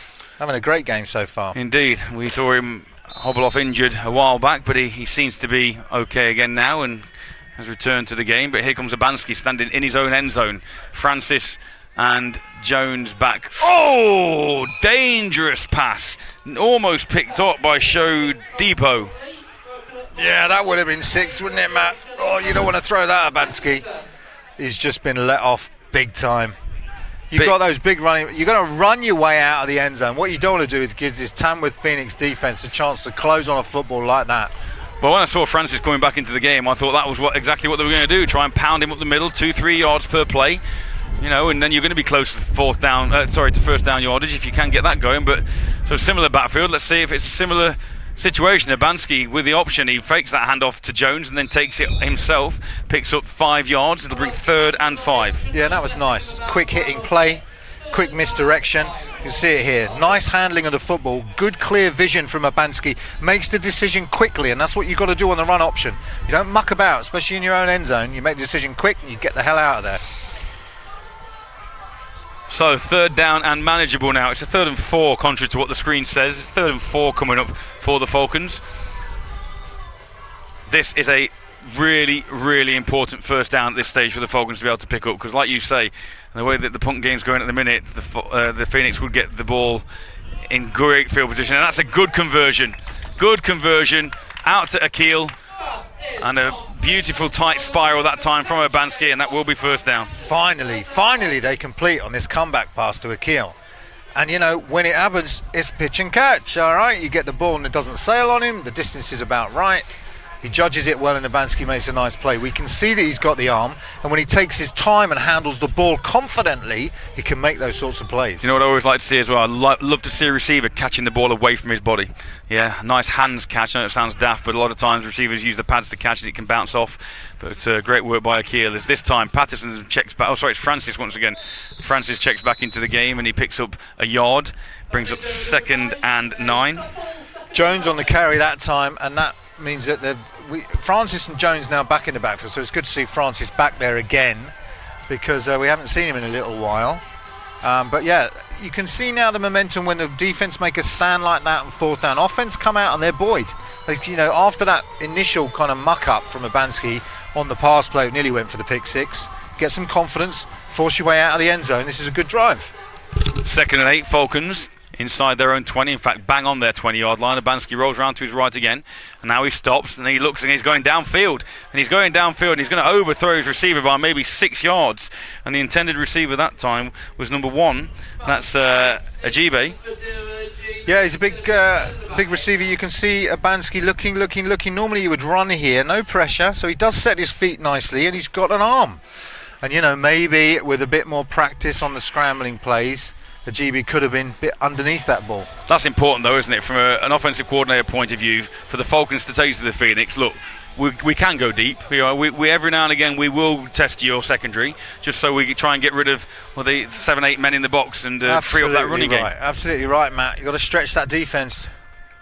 So here we go, 3rd and 8. Abanski again goes to the air. He goes to that sideline. He overthrows Akil this time, and that will bring up 4th down and 8. And after gaining a little bit of positive yardage and getting away from their own zone, it's same old, unfortunately, for this Leicester offense. I think Abanski has more time in the pocket than he thinks he has, so he sees the Tamworth blitzing.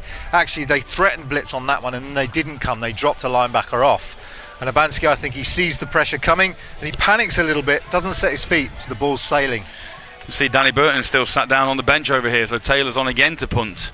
Hopefully Danny's not too badly injured, because he once again is an integral part. We mentioned about kick nearly blocked, and Taylor manages to get it off and goes inside, and that's hit a Phoenix player, and that's a live football, and that's number 21 for the Phoenix, Daniel Hampton, who very alertly, after it hit him off the bounce, realised this, located the football, and then manages to recover it. Yeah, hits him on his backside. Well, looks things, there it is. Just feels that little tap. He has enough great reaction, wherewithal about him to know that must be the football. Can't be anything else tapping me on the backside, so leaps on the ball. Well done, Danny Hampton. Not at 2:15 on a Sunday afternoon in the heart of Leicester. So here we go then, the Phoenix latest offensive series, right at midfield, just inside their own half. It's 1st down Tamworth. Can Daly, thrown back to last year, can Walters and this Phoenix offense sustain the pressure that they began to build up? Walters does pick up 5 on 1st down. How tall is Elliot Walters? Oh, he can't be. What is he, 5'7"? Yeah, he can't be much taller than that. You can see players literally coming in high on him and just muffing on the tackle, because they're just slipping off his shoulder pads. They're expecting to get a midsection or something, as you normally would on a big runner, but you're just getting shoulder pads and slipping off. And this time Cook rolls to his left, Cole, finds his man, bobbles the ball, but he manages to secure it, and that will be a Phoenix 1st down, no flags on the play, so a nice completion, rolling to your left and throwing back across your body, again another difficult skill for a quarterback, but Cook makes that look easy. Yeah, and he's just got that poise in the pocket, look, and he throws that on the run with 2 feet in the air, and he puts some nice power on the ball to get it to his receiver. Really nicely done, Angus Cook. Well done, sir. Here come the Phoenix once again, and this time Walters, and it looks like the officials weren't necessarily ready prior to that play. This high tempo, no huddle offense that the Knicks employ from time to time. Let's have a little listen to what's going on here. Here comes our official. It's a timeout been called by the Falcons. The official mic not working for whatever reason on that one. So the Falcons, to try and slow down the Phoenix attack, called timeout after that big completion from Cook. Yeah, and that's smart play. Often a defensive coordinator who, is smart will do that to stop the momentum, especially if a team's driving, got a couple of plays where they've made good yardage, as Angus Cook did on that completion. So you want to slow them down, get him to think about it, get your defence over, just remind them what the priorities are, who are the key players they need to watch, get back on the field, and often you'll find turnovers happen when defences take a little bit of time just to just to take stock.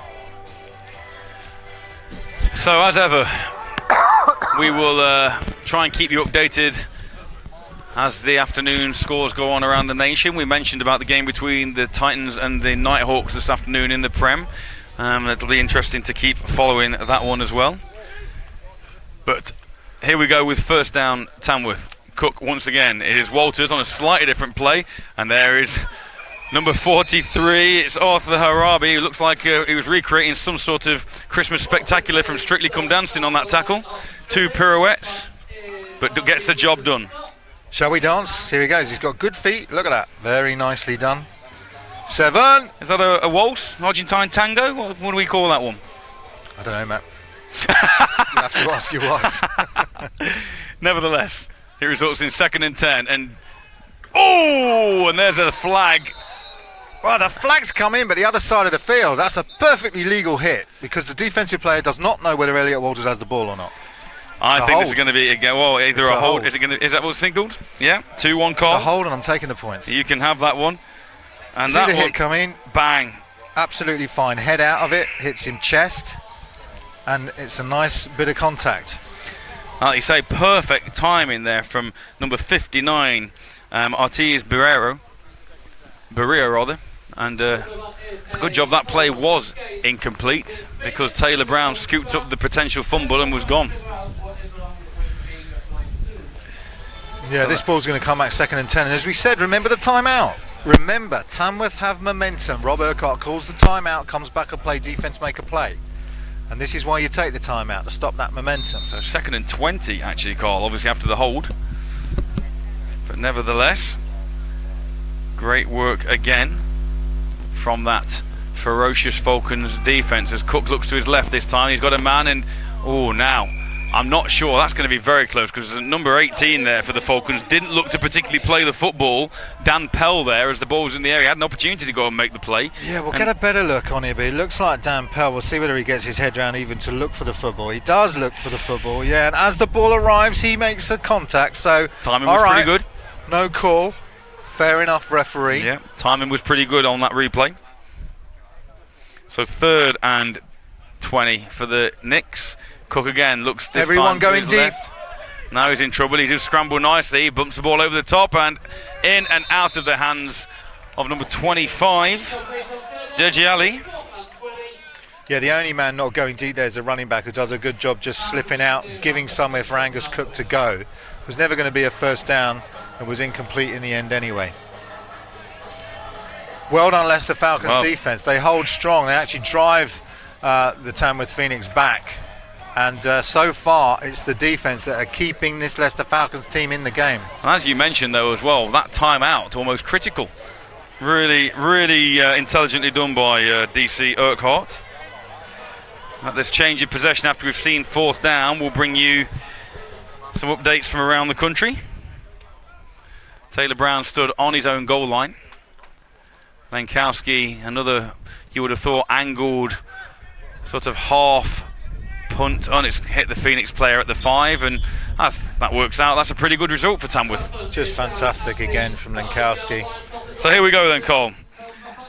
Let's see what we've got today. How's that Merseyside? No update as of yet on any other scores in the Prem North or the Prem South. And NFC 1 North, obviously we've kicked off here at 1:30, haven't we, Cole? So most games around the country will be kicking off in around about 5 minutes or so. That's true, Matt, but I'm excited to know what the scores are. Well, I will tell you as soon as we get any scores come in. But yes, we do have the NFC 1 North, the Aberdeen Roughnecks taking on the Gateshead Senators, and the Roughnecks 16-0 ahead of the Senators. Poor old Gateshead without a win this year. And there's such an epic programme, Gateshead. Go back years and years and years. Really sad to see what's happening to them this year. We'll keep you updated as the afternoon progresses from around the country on those scores. Also, obviously, these productions can't be put on without help from our sponsors and support. So we'll keep you posted as looks like it's going to be an offside penalty there as that is noted and the ball is in and out of the hands and then picked and running the wrong way is a GB, but that's just great concentration on what I think that might be against Tamworth. It looked like Tamworth jumped and may have pulled an O lineman offside. So if that is, and it is if it is a free play, then that obviously will stand, and that will be an interception. So we'll just have to have a listen to this. Not an interception, Matt. No, a reception, sorry. I did mean reception, but great concentration. Let's have a listen. Be interesting to see whether they're going to call it. It is. The encroachment is a signal. Encroachment is the signal from the official, unless he's just standing with his hands on his hips having a rest. Which is quite possible. It is more than likely. Here we go. But if that is encroachment, then really good thinking by Urbanski. Free play. Centre did well to snap it as well, to be fair. GB did so well as well on the bobble catch. Absolutely. Because he had players around him. And look where the ball is being marked, Carl. So I reckon this one is going to stand. It's going to be first down Leicester after a pickup of 30. Listen. Oh, and rave on. Offside defence. That penalty will be declined. There is no flag for pass interference at the 26-yard line.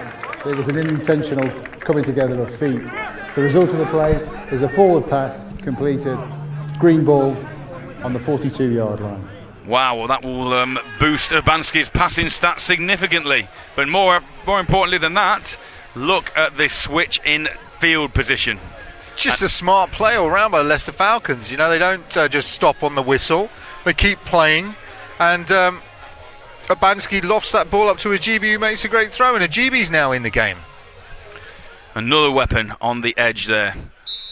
So first down inside the Phoenix half of the field for the first time this afternoon. Urbanski rolls to his right. He looks initially. He keeps looking. He puts the ball down again. He's looking for Ajibi again. And Ajibi... There's a flag. Now, there's a flag, and that he's going to be against Tamworth. Now, I agree. That is probably what's going to come here. But there was a little bit of a push-off by Ajibi right at the end of this play, before he wrong-footed himself. But let's have a look. You see Ajibi's in all sorts of wrong position. Let's see, there's a flag here close to the line of scrimmage as well, Cole. So we've got one close to where the reception was being attempted. We've got one back at the line of scrimmage, and the way that the Tamworth Phoenix players are marching, it would appear that this is going to be against the Falcons. Let's work this one out. Let's have a look. Ajibi certainly looked like he got pushed on the 1 yard line because he's backing up into the end zone. And there was definite contact between Ajibi and the Tamworth player. Referee's now trying to work it through.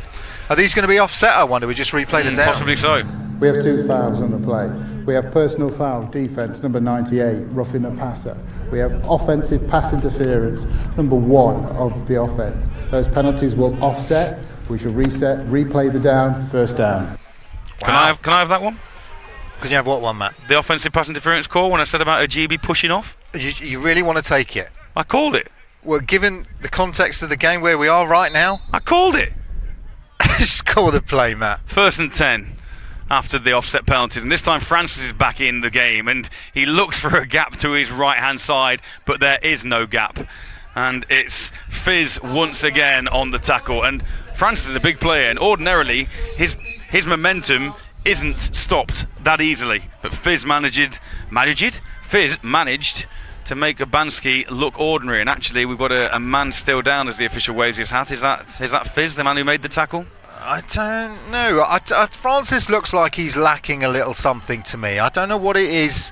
He looks like he's not 100%. And if Francis at 80%, it's still worth putting on the field, don't get me wrong, but normally he'd be running right through those tackles, absolutely. or at least get those big old arms out and stiff arm them down. But I mean, certainly that's a good play again from the Tamworth Phoenix on the edge. So while we've got this opportunity of a bit of a break as the injured Phoenix player goes off, we'll just hear from one of our supporters today, Growth Partners. Growth Partners' mission is to make employers' lives easier and make employees' working environments a happier and healthier space for businesses to thrive. Our vision is to aspire to build the UK's #1 employee engagement platform that gives UK businesses of all sizes access to affordable, expert-level services. That's one of our partners this afternoon. That's Growth Partners, as on 2nd and 7. Urbanski will retake the field. And let's see whether or not they can continue this momentum as Taylor Brown comes in motion on that jet sweep. Urbanski dancing around. He's got time and he's still dancing, and he throws off the back foot. And once again, there's another flag, and that will be defensive pass interference, and I'm having that one. Thanks for the right to reply, Matt. Excellent. Really appreciated. Yeah, pretty obvious, really, with the Leicester Falcons player knocked stone cold on his back. So we hope he's all right. You can see on the replay here, Bansky dropping back. Rolls to his right. Good poise now, Bansky, taking his time. And this time just the contact's made far too early. And they've had Danny Burton off, and they bring in Ajibi, who's done a good job for Danny Burton, but I don't know who this receiver is, but took a blow to the head and neck area there. Never good to see. And that flag still stays down, as well as the Falcons player, and the unfortunate... Pass interference, defence, number 20. Ball will be placed at the spot of the foul, automatic first down. So yeah, pass interference is the call, but the more worrying sight is that Falcons player laying on his back. Gives me the opportunity to once again call out to one of our other partners today and supporters. Southall & Co. are a bespoke specialist law firm in the heart of Leicester. They are a firm born out of a long-standing West Midlands practice, which was the family practice of one of their founders, and a progressive, dynamic East Midlands law firm. Their goal is to be one of the leading commercial boutique law firms, not only in the Midlands, but the entirety of England and Wales. They want you, as their client, to be a client for a long time. They want to understand your business as it is now, but importantly, what it could be. As a business, you have to evolve to stay in the game and be better than your competitors. This is no different for them as lawyers. The law is complex, but as lawyers, they want to simplify it. By understanding your business and what is important to you, this enables them to offer sound, pragmatic commercial advice and answers to the plethora of complex questions that you may have. That's Southall & Co. Law Firm. And I say, unfortunately, that Leicester player is still on his back. Didn't manage to get a number at all there, Carl, of that man who's down. No, but we'll keep an eye out on it, and we'll try and get you an update. Hopefully just a precaution, but he did sort of sit up immediately after the play, then went back down again, and that would suggest some sort of concussion. Sure. And so we want to be careful again, go through the concussion protocol, make sure he's safe and secure. I think his helmet is off, which is a good sign as well, because they've been able to get his helmet off while he was conscious. So we're hoping this is precautionary. Who's the happier head coach at the moment? I think Noel Cassar. I do. I think Tamworth have had their chances down on the 10-yard line, and on that fourth down got stopped. I think if you were Tamworth and you wanted to come off a game and really show that you were, your business as usual, you lost 21-0 last time, but you're going to come in and sort out the Leicester Falcons. That's not been what's happened in this half. It's been a very battle that's gone back and forth. Both defences have been very strong. The only thing that's busted it is poor field position and a 27-yard throw to the back of the end zone there, over the top of the defence. So it's been tighter than I think Jason Scott would like. You mentioned, having said that, he'll be happy at 7-0. Yeah, absolutely. You mentioned obviously that last time these two played, Leicester held it tight for the first couple of periods, and then sort of Tamworth showed, if you like, their experience and pulled away. It's experience and it's quality. The programme, it's about players being in those situations in the Premiership time and time again, and so you build up that resilience and you know what you need to do to make something happen. So it means that teams can compete with you early on in a game, play by play, and it looks like you've got similar athletes on the field, but when it comes down to it, that strength shows as you move through the second and third quarters. So once again, this extended delay just gives us an opportunity to hear from the third of our four partners this afternoon, Cross Productions. Their unique blend of creative ideas and digital campaigns are all designed with one key ingredient in mind, which is to help your business grow and reach new heights in this ever so competitive digital industry. That's Cross Productions. And we thank all our sponsors this afternoon, which are enabled to bring you these broadcasts that we are doing over this season for the Leicester Falcons. Obviously bringing you all the Leicester Falcons home games, which we really do enjoy doing. I mean, it's a lovely facility that they've managed to secure here at the Leicester Lions Stadium in Blaby. Lovely field, nice new pavilion, and just a good place to be, Carl, all round. Yeah, it is, and it's great to come and watch some football. If you've not been down to a live British American football game, I know most of the people that are watching will be involved in some way or another, but there may be people that are joining the stream that haven't been down to a live American football game. Leicester's a good place to come. They have a good setup here. They've got a bar that's open. I can see people wandering through with drinks, not stopping to offer help us. out, No, are they, absolutely. You'd have thought maybe the production crew You'd have thought maybe the production crew are probably, I know Steve and Tom will be up there and working hard, but also there'll be plenty of refreshments up there for those guys. And you'd have thought they'd have thrown us a bone every now and again, wouldn't you? You would have thought, given the work that we do. Absolutely. After all, we're the ones that make them look good at the end of the day. So I can see Alex giving you the daggers on the sideline there now.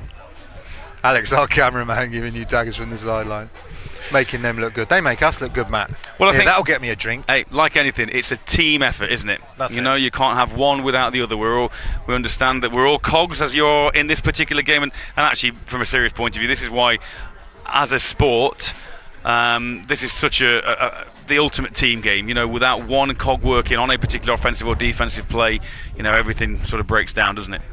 Yeah, and it's the same with onside productions. It's the same with what we're trying to do here. So with that, just due to the fact that this player does appear to be receiving extensive medical attention, we will take a breather and we will rejoin you after these messages.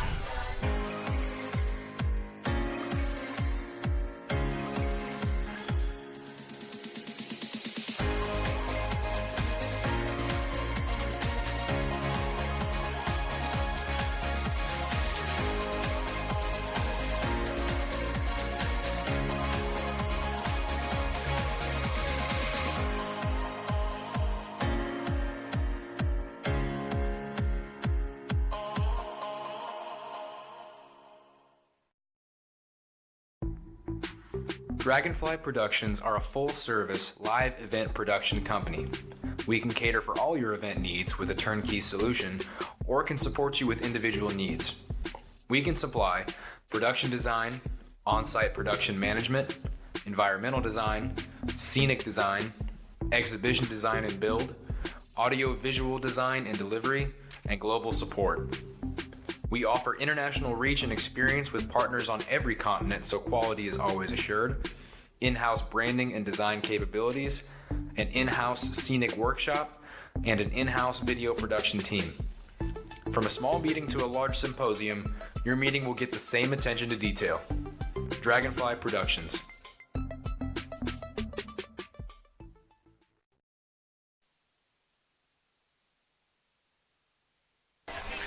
So welcome back. You'll be able to see from those pictures the injured Falcon leaving the field. We think it's a GB, number 1 for the Falcons. We'll try and get that confirmed for you, and obviously it's a shoulder or arm injury on that right side, and if it is a GB, then that's going to be a significant blow. Looking around the sideline, I cannot see number 1 anywhere on that Falcons sideline at the moment. So, and again, with the impact that he's had with the game, with their offensive with the that tipped ball from Urbanski on the free play earlier on, that's a bit of a blow there, because as you mentioned in commentary, he really was coming into the game. He was, and he came on for Danny Burton, who was also injured, so you've got to see that they're going to have to go very deep into their depth chart to find out which receiver can come on. Whether Danny Burton can come on now, we can see he's up and on his feet. Maybe he can come in and take his spot back. So it was pass interference prior to that play, and this could be another free play. And that one is picked, and it is intercepted by number 42, Ben Davies. But that's encroachment. They're going to call encroachment. Defence. 5-yard penalty. Repeat first down. Yes, you can have that one. That's 2-2, and it is encroachment against the defence. Bring up 2nd and 5. Yeah, they got let one off there. I don't know where Urbanski was going on that one. I mean, it was just thrown to the middle of the field, and it didn't seem to be a Leicester Falcons player in sight. So yes, the Falcons do get away with that one, definitely so. What could have been a turnover. I suppose from Urbanski's point of view, though, another good quick thinking, knowing that he's got a free play again. Hopefully you suppose the quarterback knows he's got a free play, but instead of 2nd and 5, obviously it's 1st and 5 after that encroachment penalty. And here goes Nick Jones, and Nick Jones struggles to hold on to that football. Yeah, he gets a little bit of daylight, and then Fisayo, Alakoya, Fizz again there to drag him down, doing a good job on the defensive end as Nick Jones comes through the hole, just breaks off from his block.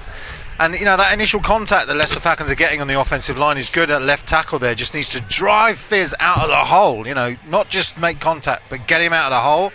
Give Nick Jones a chance, because you give him an inch and he's going to break something.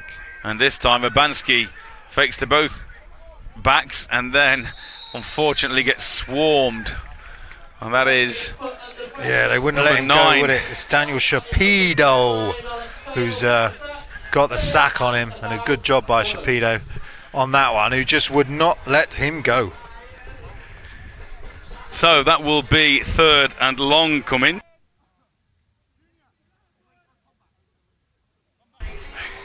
3rd and long upcoming for the Falcons after that sack. It's not Shapido, Matt, it's Shadipo. Oh, okay, it is Shadipo. Let me get that right. Okay. Shadipo on an excellent sack. 3rd and 8 upcoming for the Falcons, and this time Abanski looks to the air to his left and he flips that one out, and it's low and it's signalled incomplete by the back judge, which means that will be 4th down. So from 2nd and a long 2, they end up with 4th and 8. Yeah, that was very, very nearly completed there. Taylor Brown just couldn't keep it off the turf. But again, Abanski just with a little bit more accuracy, and these are completions and these are first downs, and the ball keeps moving. Instead of this kind of we make a few yards and then we're back again. One thing we remember last week watching the Wolves game, Abanski, when he did miss, he missed low. Now on a couple of occasions this week, already he's missed high. So obviously he's taken that on board from last week, but it's just overcompensating, and that one goes back to sort of reverting to type as Brown is still in there punting. And Taylor this time, and here we go, Taylor's taking off to the right, he's got a blocker out there, and he's managed to pick up a first down, and there are no flags down from what I can see. He's forced out of bounds inside the 20 of the Phoenix, and that's a big momentum swing there for the Leicester Falcons. Yeah, it's a good, confident play call from the Leicester Falcons. You want to beat the Northern champs, then fake it on 4th down to Taylor Brown. Do you know what as well, though? Pick up the first. That injury to Danny Burton almost played into their hands, because for the last couple of punts they'd brought Taylor on, and so therefore for the Phoenix, seeing Taylor back in that position, you're not thinking necessarily anything like a punch. You're thinking, okay, Danny's still hurt, they're bringing Taylor on, and then all of a sudden you've got the element of surprise, and it's first down Falcons. Best time to run a fake punt when you're not expecting it. You're absolutely right, Matt. I'm going to play devil advocate. As a special teams coordinator, though, is there not some school of thought that suggests you should always be expecting a fake punt? You should. Yeah, but how are you going to line up? That's the trick. Are you going to try go for the block or go for the fake? Abanski, good pick up for the block there from Francis, and Abanski looks downfield, and his intended receiver in the back of the end zone was Tom Jarrett, and he just overthrows Jarrett for that first down attempt, and a great block there from Francis. Yeah, it was a good block, wasn't it? Just gave Abanski time to step up into the pocket, and when he takes his time and he works on those mechanics, remember, we're dead tough on Abanski. Yeah, it's dead easy to say, look at his feet, look at his hands, the ball's sailing. Look, the kids come off, Coventry Jets win with Bucks football. He's an immense talent. He's just got to work on those mechanics, and give him another year, he's going to be an absolute superstar. And he's clearly got all the athletic ability. What did Coach Cassar say in the interview? He said when he first met him, Abanski said to Coach Cassar, don't expect me to throw 50-yard bombs, that's not what I do. Yeah. Okay, I can run the football, that's kind of my game. And so like you say, he's developing and he's becoming a more all-round quarterback. As Francis there takes the carry, picks up nothing, and that will be 3rd and 10. Yeah, Francis not having much success today. I do think he's lacking just a little something because of that injury he picked up in the first game of the season. And when you're playing Tamworth, they will punish any hesitation. That's what they do on that play, swarming to the football. So can the Falcons convert on 3rd and 10? Jones and Francis in the backfield along with Abanski. Jarrett out to the right. Akil out wide to the left, and he looks Akil's way, and he goes to the back of the end zone, and he's outthrown the entire field by about 20 yards. He's going to play in Canada, 20-yard end zone. That would have been complete. But again, poise from Abanski. There's a lot of pressure coming every time. That is the 2-minute warning. So 2 minutes remaining in this first half. Quarter to 3 here in Blaby, Leicestershire. The Leicester Lions home rugby ground, obviously converted to this American football ground, which obviously helps the club as well. And on comes number 56, Alex Cooper, in Danny Burton's absence, to attempt a field goal. And it's blocked at the line of scrimmage. And that football will be live, and it's fielded in the end zone, and let's see what happens here. Because on a broken play like this, anything can happen. And it's a good return from the Phoenix player. Yeah, smart from the Phoenix, because oftentimes those balls will just drift. It is blocked. I don't know whether that is a snap issue or just the pressure from Tamworth Phoenix just running that overload on the right hand side. You see the runner comes out and he's got good speed, turns it up the sideline, picks up 25. Now that is smart from the Phoenix, because they have players with pace, so if the ball is blocked you do have an opportunity to return it. After the kick, the ball was untouched and bounced in the end zone. Therefore, it is a touchback. Tamworth ball on the 20-yard line, first down. Interesting. Deji Ali's return taken off. Touchback, fair enough. I'm not going to question that, Matt. No, we have no reason to. So here we go then. So it will be first down, Nick's ball on their own 20-yard line. 2 minutes or under 2 minutes in the first half. See whether or not they can mount any kind of drive within this last 2 minutes. See what their 2 minute offense is like with Cook under centre. I'm not sure I would have predicted a 7-0 lead for Tamworth. Leicester are staying in this, or they're hanging in, and it's their defence that are keeping them there. Walters is lined up at the slot position this time as they throw a little receiver screen out to the left hand side, and that receiver screen picks up 2 or 3 by the looks of things. Yeah, this is the other thing that Tamworth normally do very well, which is just getting the ball out into space on the edge. Less success that time. Good pursuit from this Falcons defence. Blitz coming and the play is whistled dead.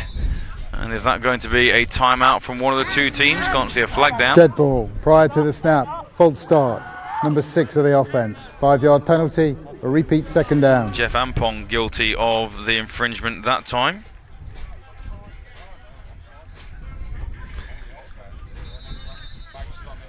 So, 2nd and 13 for the Phoenix. Cook looks immediately off to his right hand side and he's attempting to hit James Hossack, but no dice. 3rd down, 13 upcoming. Yeah, and it's been the story of the game mostly, hasn't it, where these Tamworth Phoenix not been able to really get anything going through the air other than that touchdown pass and a couple of quick plays to Hossack early on. Other than that, it's been really good coverage by these Falcons. So 3rd down. Cook again looking to his left. Oh, and he's mauled. Absolutely mauled by number 62 for the Falcons. Let's try and get a name there for you. That's Will Allard.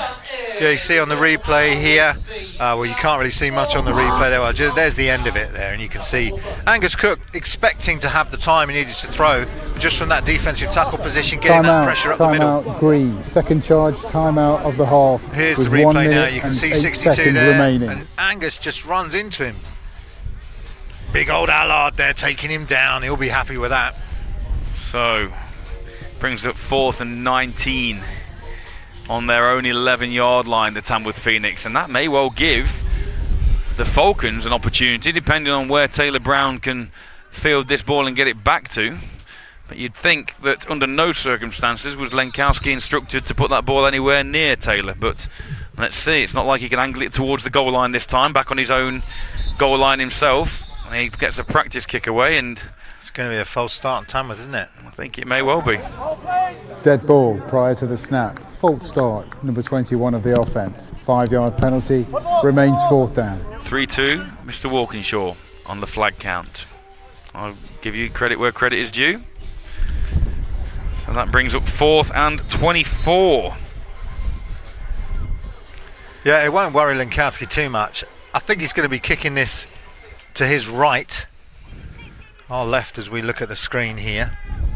Try and keep it away from Taylor if you can. Well, rather than Taylor Brown getting the football, as the ball is up and, like you say, angled away and goes out of bounds at about the 34-yard line, and that will once again buoy Coach Kassar and the Falcons' offense where they have. Why not? Let's give Urbanski a couple of shots at the end zone. Well, they call the timeout, like you say, Matt, and you know they want a chance to level this game. And actually, the tables have turned a bit because they do have decent field position here on the 32.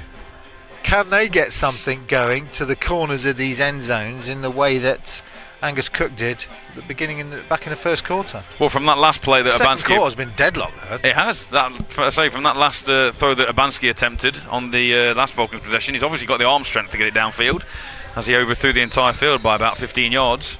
So let's see how aggressive they're going to end up being. We are coming to the end of the first half here this afternoon, and at the culmination of our game here in Leicester. Just remind you, stay tuned to UK AFL because there is another fixture coming on once this one is over. So a double header for you this afternoon, courtesy of UK AFL.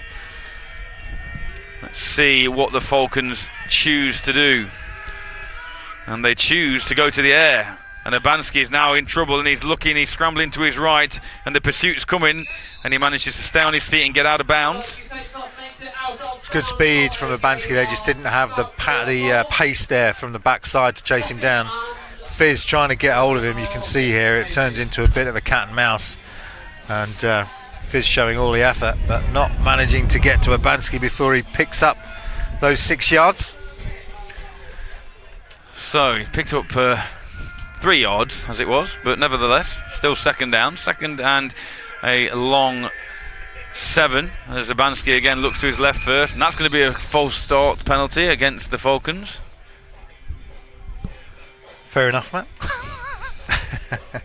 You notice I didn't draw breath before calling that to level the score up in the booth at 3-3. Dead ball prior to the snap. False start. Offence. Failure to set for a full second before the snap. 5-yard penalty. Repeat second down. So as competitive in the booth as they are on the field this afternoon. Nothing better than a bit of healthy rivalry there, Carl. 3-3, it's tight. Can one of us have a breakthrough before the half? That's what Leicester are looking for. So from 2nd and 7 we move to 2nd and 12. Abansky now definitely looking to the air. He steps up into the pocket and that's a nice ball, but it's into double coverage, and he's fortunate once again not to get picked up. Triple coverage. Absolutely, ball should not have left his hands unless it's going to go deep to the end zone and over this coverage, which it does not do. There it is, 1, 2, 3. Yeah, nowhere near. Abansky's going to want to look at that and learn from it for next time. So that will be 4th down. And with the field position and the time, it appears Abansky is staying on the field and Taylor Brown is split out wide to the left. This could be a bit of it's 3rd down, isn't it, obviously after the penalty. Yeah, they've got Deji Ali who's fast, and they've got Taylor Brown. They're just going to run some deep routes down the field, straight down. He's looking Taylor left. Brown crossing now. And he was hit as he threw, and that's picked. And that is picked, and that snuffs out that latest the latest Falcons attempt. And who makes the sack? Yeah, it was the same play. It's the same play, and it's a different result, but you could have predicted that from the first play. 3 Tamworth defenders there. You just don't throw that ball. These Premiership defences are just not going to let that one go. To be fair to Abansky as well, the hit from Fizz made that ball wobble out as well, and there wasn't quite as much purchase on the ball as Abansky would have liked, and culminated, like you say, in a relatively easy interception there for that Phoenix defender. But here we go. I mean, the stakes are low because we're coming to the end of a half. But nevertheless, it's not necessarily as a flag coming out there. That's got to be a hold against Tamworth. Hold possibly, or maybe, like you say, tackling high on Elliot Walters again. I'm going to go for a high tackle. I'm going to go for a horse collar. You can go for the hold. Let's have a look.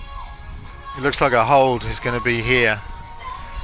You can see on the replay. You can't really say it's going to be here because the viewers at home can't see where here is. It was the block on number 21. There you go. That's more appropriate and more accurate and easier for our viewing audience to be able to follow along with us. Thanks for the coaching, Matt. You're welcome. Got my best interests at heart. Every day's a school day, Cole. So that will be. You can have the point for the hold, though. So you have taken the lead at the end of this first half. Offence, number 66, 10-yard penalty. Repeat first down. But again, you mentioned about there being low stakes at the end of the first half, but it's all about that momentum.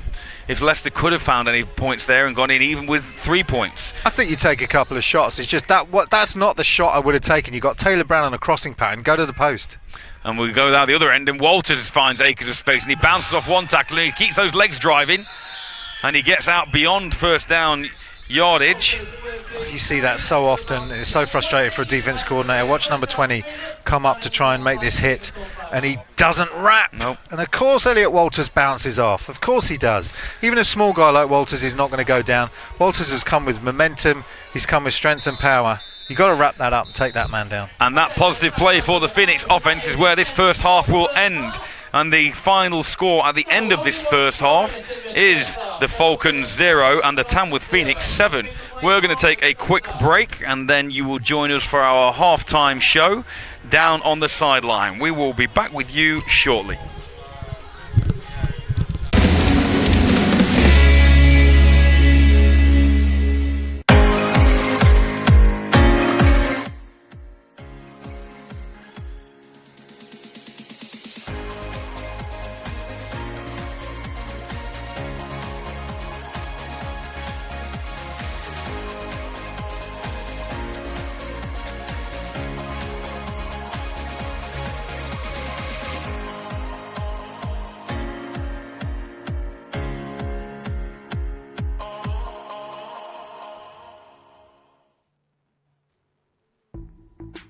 Dragonfly Productions are a full-service live event production company. We can cater for all your event needs with a turnkey solution, or can support you with individual needs.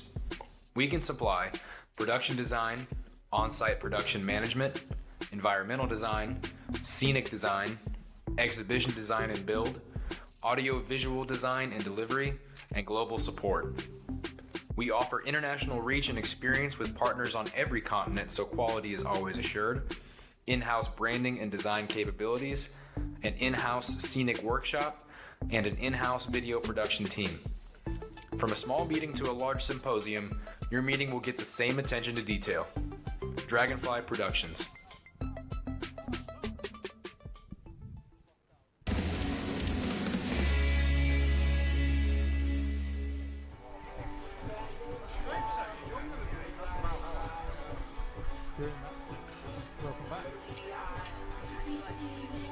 Welcome back, lads.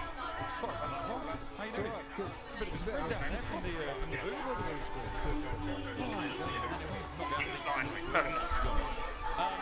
Regardless, we're at the whole 7-0 to the visiting Phoenix. Some of that first half was gone. I thought it was a really solid defense. It was a bit like what we got last week, until the point where the deadlock was broken by Tamworth.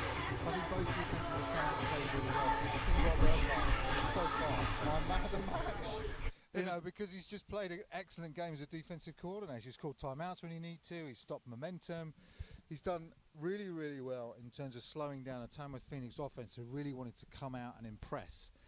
And it's a 7-0 lead, but they've not come out and sent that message to the league that, you know, it's business as usual. Well, actually, if you consider it, that score came in the first quarter. And obviously from that second quarter there, like you say, they got to a point where Tamworth were driving, big play from Elliot Walters, Taylor Brown managed to bring him down for that touchdown saving tackle, and you're thinking 1st and 10 at the 11-yard line, going 14-0 up here, that could be the ball game. Yep. But you mentioned it in commentary.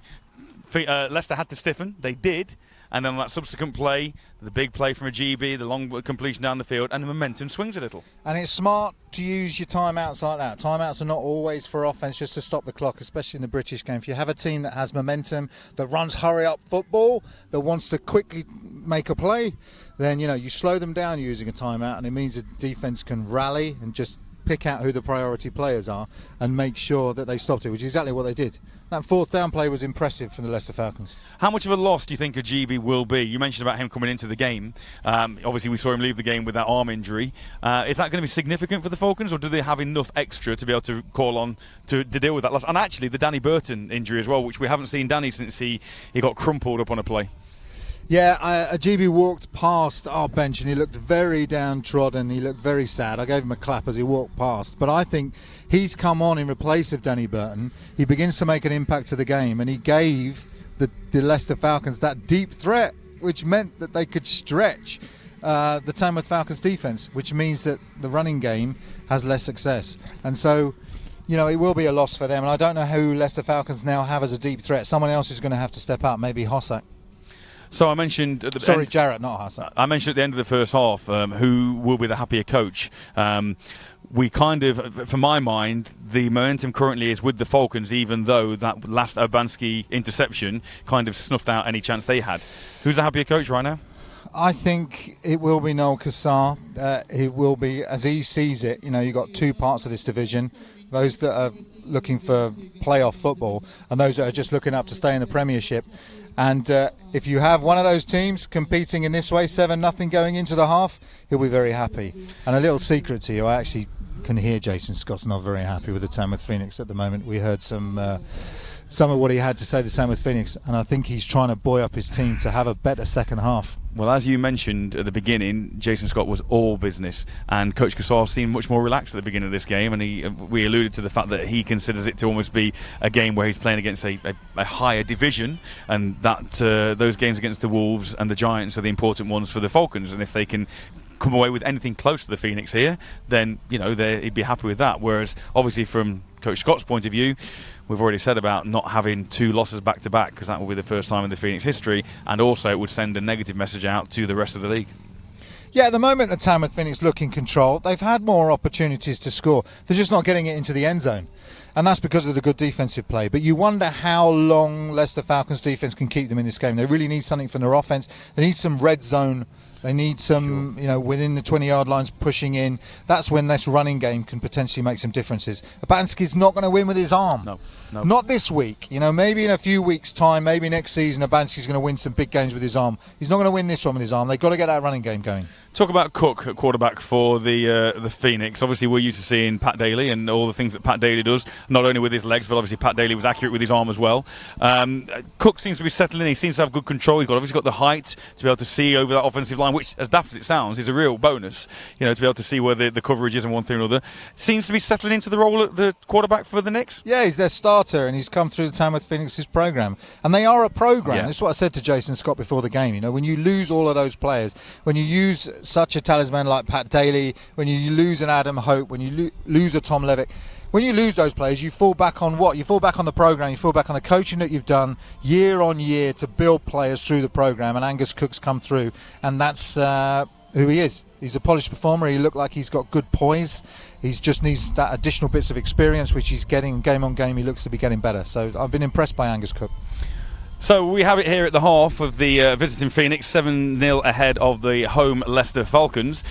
Join us after this break when we will begin the second half. But equally, we mentioned that after this game is complete this afternoon, there is a second UK AFL game being streamed. So a double header for your viewing delights this afternoon. And we hope that one will be just as competitive as the first half has been here.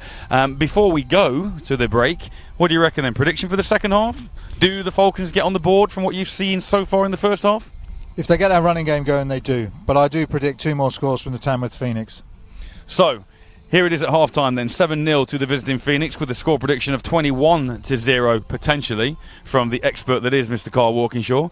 We will be back after this short break, back in the booth to bring you the second half live. Don't go away and join us then.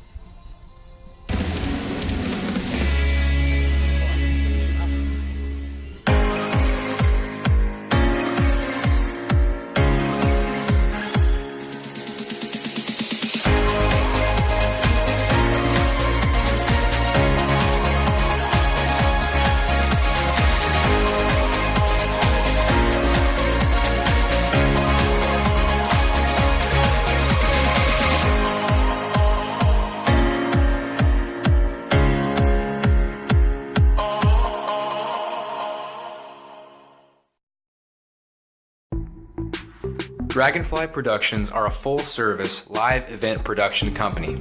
We can cater for all your event needs with a turnkey solution, or can support you with individual needs. We can supply production design, on-site production management, environmental design, scenic design, exhibition design and build, audio-visual design and delivery, and global support. We offer international reach and experience with partners on every continent, so quality is always assured, in-house branding and design capabilities, an in-house scenic workshop, and an in-house video production team. From a small meeting to a large symposium, your meeting will get the same attention to detail. Dragonfly Productions.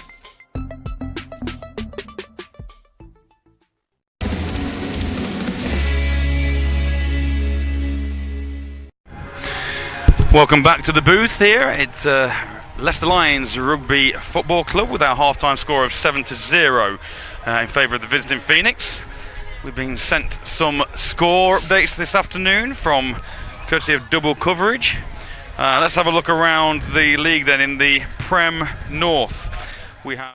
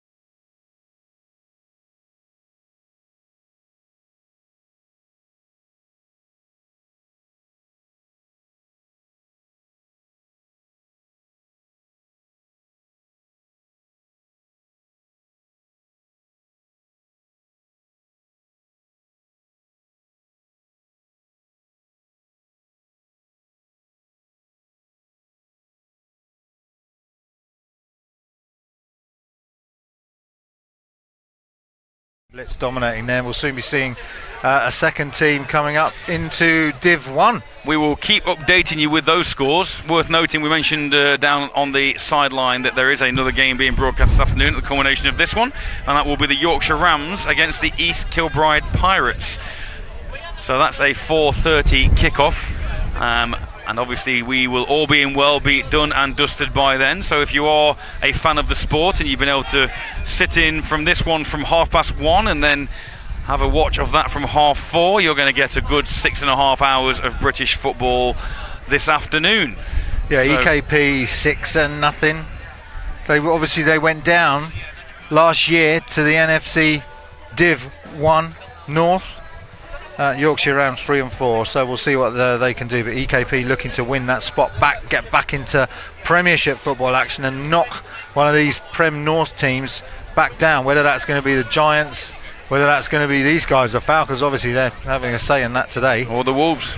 Yeah. So one of those teams got to go down, and EKP looking to come up, but they've got a long way to go. Absolutely. We've still pleasant here in Leicester. We lost the sun a little bit.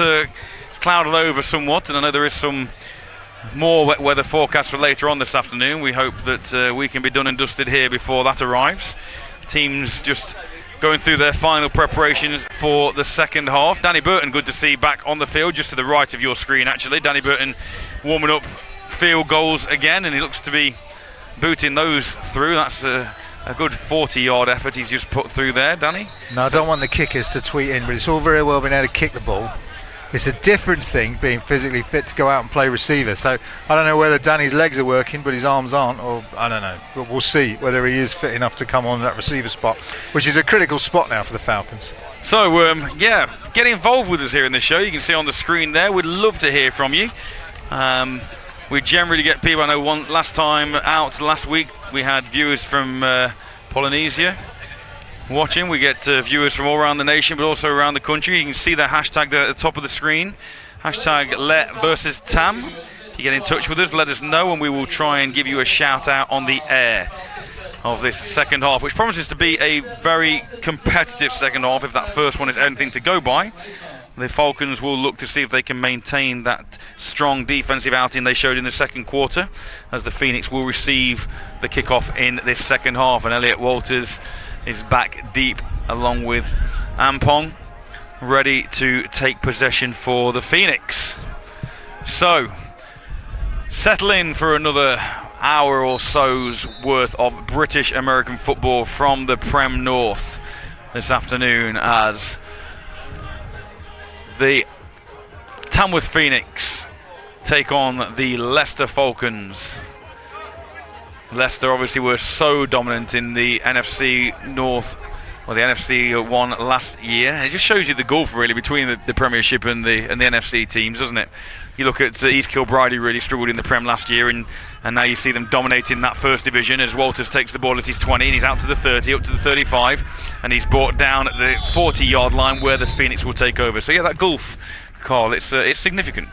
We don't know what's happened to EKP in the off-season. Of course, they would have tried to rebuild. You know, Spoonie, the coach up there, a long-time coach, and he would have had some ideas about how to get straight back into Prem football. What you don't want to do is languish there in Div 1, you know, not get back immediately. Yeah. EKP been a Premiership team for so long, they want to get straight back up, and that's what they're trying to do here.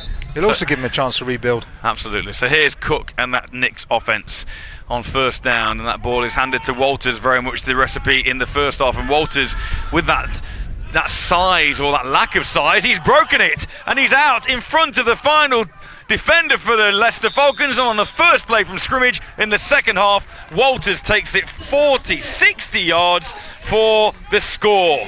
Wow.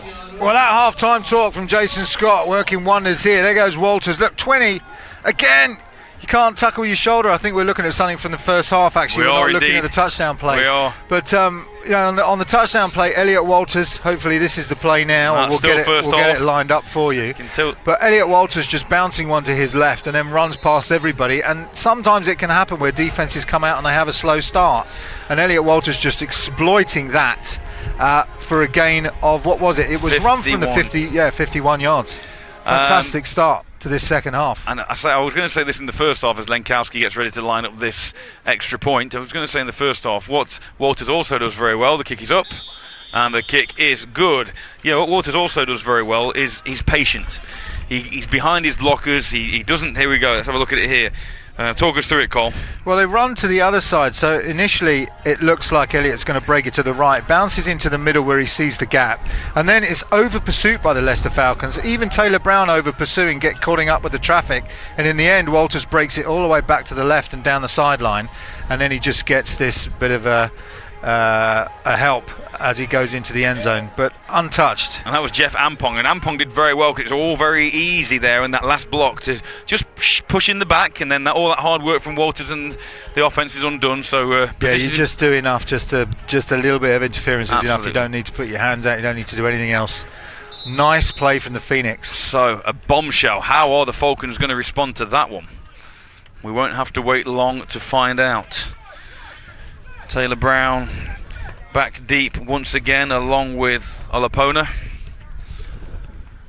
as Lenkowski, after converting the extra point at the end of that touchdown, is on to send the ball back to the Falcons. I'll be surprised if it goes Taylor's way. Let's have a look. And it does head over to Olapona, who fields it nice and cleanly Taylor Brown is out in front blocking. He chooses to go the opposite direction. He stays on his feet and he's snagged after eluding one tackler, and the Falcons will start their first possession of the second half inside their 20-yard line. Yeah, again, a really nice deep kick. If you watch this from Lenkowski all the way down to the 1-yard line, so even if you get to return the ball, which is rare against Lenkowski, you're going to be doing it from deep inside your own half, and then it's just good pursuit from these Tamworth Phoenix. Once they get hold of him, spin him round, drag him to the ground. Nice play by Emmanuel Bawa. So first down Leicester. In fact, they're on their own 15-yard line. So a little bit of breathing room for Abanski and the Falcons offense, but not a great deal, particularly with the speed and size of this Phoenix defense, who will be really now buoyed by that last touchdown play. So Abanski at quarterback again. First down, handed off to Jones. Jones nowhere to go. Similar story to the first half, to be fair.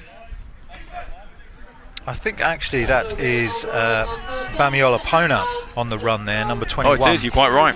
21 rather than 23, you're quite right, Carl. And I think they're trying to rotate these running backs in. I'm actually looking at Francis there, Marcus Francis on the sideline, actually speaking to one of the physio guys here, just trying to work his knee, work his leg.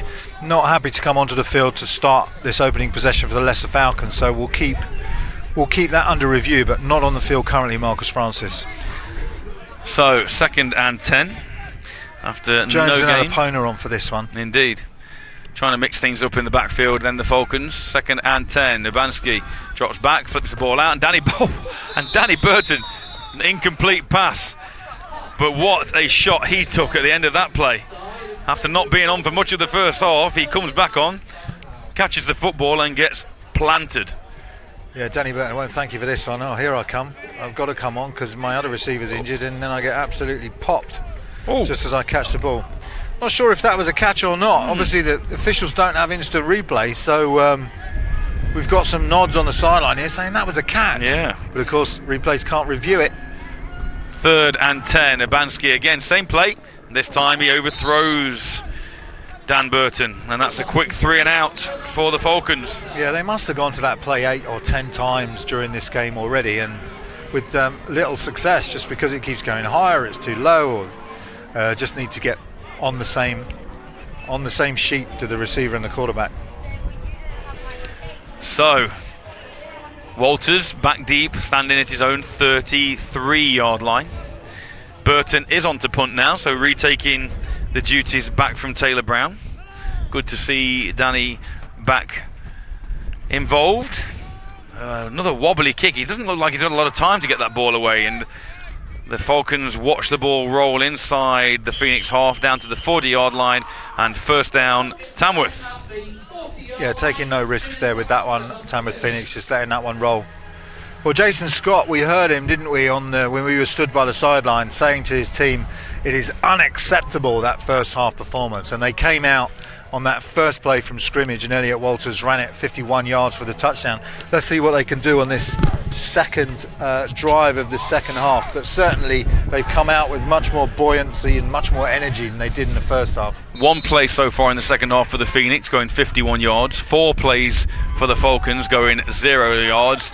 And this time, number 42 snags Elliot Walters in the backfield, so a good defensive start on first down. Yeah, again they blitz, and this is what Rob Urquhart does so well, sends those linebackers through the B gap, and if you're fast enough to get through, then you're going to make a play, and that's what they did. We saw that a couple of times in the first half as well, so nice play from the blitzing linebacker, that one. So no huddle offense again, and again great pressure, unbelievable pressure. Same man, number 42 and 46. Try and get your numbers of those. That's Ed Cooper, number 46. Still struggling to find number 42 for you. Try and get a name if we can as we go, but he needs credit because he's been back-to-back tackle for losses as the no-huddle offense continues to roll on 3rd and 14. Yeah, Falcons defense great on 1st and 2nd down. Let's see what they can do on 3rd. They don't bring a blitz. Forces Cook back to pass, and there's nobody out there, and that's a great defensive stand from the Falcons, and they should, all being well, get that ball back in relatively good field position.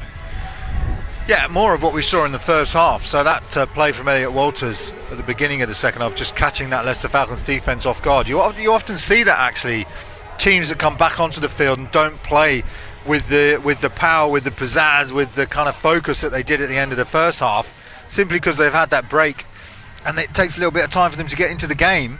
But it's so frustrating as a defensive coordinator. You say, well, where's it gone? Where's all that focus gone? Where's all that energy gone that we had in the first half? And of course, it takes them a couple of plays to get into it. By that time, too late. Too late, absolutely. Lenkowski fields the snap, angles it again to the right. This is going to bounce, and Taylor might have a chance at this one, and he does. Oh, he picks it up and bobbles it, but manages. Oh, it's a lovely step to the left, and then he's met, and he bounces off a man, and it's just it's almost a different class when you see Taylor Brown get his hands on the ball. A lot of players would try and attempt to field this one off a bounce, and it would bounce off them and drop into the hands of the opposition, but he's just got great hands, Taylor Brown, and if he gets even a sniff, he's going to sweep it up, and then he's got that. Watch this step, vision. Bang! Yeah, he's got that vision and that quickness just to make things happen with the football.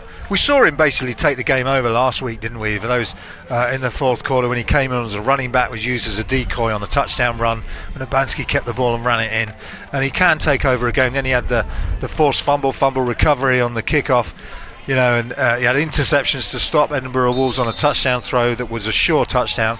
So Taylor Brown can really just take over a game. And I think that's what he's going to try and do more of as we move through the second half. So, 1st and 10 as the scoreboard corrects itself. 1st and 10 for Abansky. Good defensive series that time from the Falcons. They'll be wanting to get on the board quickly. Abansky rolls to his right again, and now he tucks it after looking to throw, and manages to pick up a few on 1st down. Yeah, Fizayo Alakuya showing some really good speed there, chasing down Abansky from behind. We know Abansky's got some wheels, but so has Fiz on the edge here. You'll see the chase. Goes from a 2-point stance. And he just closes down that space. Abansky doesn't have time to set his feet or turn upfield. It's a long way to run for a yard, isn't it? Well, take what you can get, I guess. Absolutely. A yard the right way is better than 5 yards the wrong way, even if it takes you 20 yards to pick up a yard. Sounded a bit complicated, but there we go. Nevertheless, it is 2nd and a long 9 for Abansky and the Falcons, and this time it's Patterson. And Patterson maybe picks up a yard or 2 on 2nd down. Yeah, just nothing in the middle there. Just the offensive linemen making initial good contact with these running backs, but then they're just not moving anyone off the offensive line. So those linebackers are just able to stay in place. And as that running back comes up to that 2nd level, there they are, right in the hole to make the tackle. Great close-up view of that Leicester backfield there from our cameraman Alex, close to where that play is taking place. Abansky on 3rd down drops back to pass, and he's still looking down the field, and he steps, and now he tucks the ball, and he's going to get caught, and he does get caught, and he stays in bounds as he's caught. And again, I think that's Fiz who manages to tap his ankles. Yeah, Abansky trying to get downfield, does set his feet a number of times, still nothing there, and then Fiz does enough to drag him down, and they're having a right old battle, those two in the backfield, aren't they? 4th and 4 after a pickup of a couple there that time. So on comes Burton again to punt towards Elliot Walters. Mark Bonazibi, the up back this time for the Phoenix. I remember mentioning Mark's name a few times last year in commentary, particularly when we were covering the European games, and it's Bonazibi who fields the kick, and he's running sideways at the minute, and then manages to pick up a couple before he's flung out of bounds across the 30-yard line to the 32. Joshua Fagan, first man there, number 27 on the coverage. But again, if it takes that bounce, both these Prem teams are going to exploit it. Taylor Brown can do it, well, so can I. So he picks it up, gets a bounce that he likes, and Falcons rally to the sideline and get him out of bounds. So 1st and 10. Phoenix. Cook back to work. Elliot Walters looks ready already. Look at him in the backfield before the O-line is set, before any receivers are ready. Elliot's ready to go, and let's see if Elliot's number gets called once again on 1st down. And it does, off to the right this side. There's that zone running out to the right. Cuts it back, picks up 2 yards, and it's smashed. There are some big hits going out there today, Cole. Yeah, it's Premiership football, and the hits are Premiership hits that are going in. You can see this time Elliott trying to cut back against the grain. They're going to get that outside zone going, see if we can find the edge. If you can't cut it back, against the grain of the defence, but this time number 42 is right there to deliver the blow. Second. One of those runners who's got hair coming out of the back of his helmet, hasn't he, there? Great shot again from our sideline cameraman there. I only say that because as a defensive player, you want to tell your defenders that's legal. Get hold, absolutely. Here goes Elliott, patient again. Great tackle by Taylor Brown, coming out of nowhere. And just when Elliott thinks he might have a little bit of acreage outside there to the left, out of nowhere, bang. Yeah, you can see how the Tamworth Phoenix like to play it, pulling linemen, making sure they get linemen out in front of these running backs. And they do work really well on what is a simple offence, but what is a good offensive line, well-disciplined offensive line, really making these holes. But Taylor Brown, straight through everyone to pick up the tackle on that one. False start, I believe, or illegal procedure. Dead ball prior to the snap. False start. 81 of the offence. 5-yard penalty. Repeat third down. That's called on James Hossack, a veteran player who really shouldn't be getting pinged for a false start there. So 3rd and 6 becomes 3rd and 11. Looking where the yard marker is, actually it's more like 3rd and 10 where the down marker is, and here's that threatening blitz again, and Cook looks to his right, saves with poise, and again throws behind Ampong, who would have been short of the first down, but nevertheless a good stand for that Falcons defence. Yeah, very short drop from Angus Cook. The blitz looks like he's coming, and he doesn't, drops back, and Cook just a little bit off target on the slant pass. That linebacker that did threaten to blitz dropping right back into that coverage forces Cook to throw it behind the receiver. So scores continue around the UK. Try and bring you up to date with those as we can. I've already seen that the Samuel Steelers have taken the lead against the Nottingham Caesars 7-0 in Nottingham, as Lenkowski once again punts. That's a lovely kick. Look at the spiral on that, but it's going to give Taylor a chance. And again, those hands, fantastic. He bides his time, he looks for a lane to open up, he runs out to the right, and he picks up maybe 5-6 yards before he has smashed it around his 20-yard line, which will start the Falcons in the same position that a touchback would have been. But look at that kick. Just a great kick, nice high, allows the coverage to get under there, and then a great take from Taylor Brown. Looks to his left, and initially I thought he was going to go that way, but then works his way back to the sideline. Tamworth equal to it. Good coverage there for number 36, Ant Norton. So here we go then, a few updated scores. We've got some from the Prem now. The Giants against the Wolves. Giants 19-0 against the Wolves. Wow. Manchester Merseyside still 0-0, not had an update from that yet. The 25-0 scoreline, the Olympians over the Knights. Still no update as of yet for the Blitz and the Warriors, or the Aztecs and the Exiles in the south. As on first down, the Falcons try more of the same, with Nick Jones this time getting the rotation. Yeah, they just can't seem to get this running game going at all, can they? This defensive line, the Tamworth Phoenix, just working that edge so well. And this Leicester Falcons offensive line just not getting the push they need to drive these blocks. Got to bring you that Roughnecks score again now. Half-time, Roughnecks against the Senators. 54-0, half-time. Wow, that'll be a running clock. Indeed. Urbanski back in this one, 2nd and 12. Inside his own 20 this time, and the ball is handed off this time to, I think that was that number 32? We have a new runner in. Let's just, it's 33. It is Ash Patterson once again. And again, just these Tamworth Phoenix, they are tenacious on defence, and they're defending that lead, that 14-0 lead that they have, and they're doing it very well. This running game just can't get going. Leicester Falcons made an adjustment, didn't they, to this offence that you're seeing on the field now, from their air raid offence last week that they were running. I don't know, as offensive coordinator, you try this a couple more times, but as you move into the fourth, you've got to say, all right, well, what else do we have? Sure. Do we have some other formations? Do we have some other plays that we can run that will give us an opportunity against this Tamworth Phoenix defence? So 3rd and long upcoming for Urbanski. Needs a little bit of magic if he's going to get the Falcons back into this one. Currently trailing 14-0 here in Leicester. Not run that jet sweep yet. Threatened to a couple of times. Urbanski is sacked this time. It's that man again. It is. He's having a little dance, looking in the backfield. He's saying, "Got to eat," or something. I don't know what it is. What are the latest dances, Matt? But you can see, idea. Just bursts through Well, in and fact, drops his man. It's number 8, actually, isn't it? Yeah, it is. Daniel Shodipo. Get his name right. Second sack of the day. This defensive line having their way with this Leicester Falcons offensive line at the moment. That drives them all the way at 4th and 20 something. 4th and eternity. Once it gets over sort of 20 yards, you stop counting, don't you? 4th and impossible. 4th and inevitable. I've seen. Remember that 3rd and 50? I do.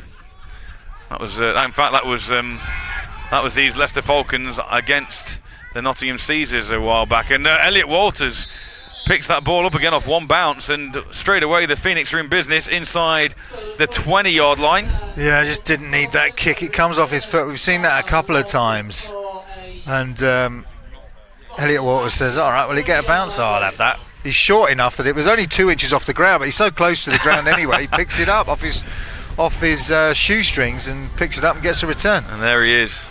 So the 19-yard line is where the Phoenix will start this latest possession from. And realistically, if they go in again from here, Carl, this one could get ugly.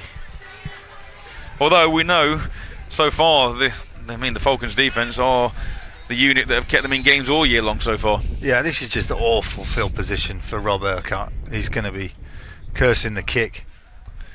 And here goes Walters again, off to the right. There's a little bit of a hole there, and he steps and he picks up positive yardage, maybe 5 of them.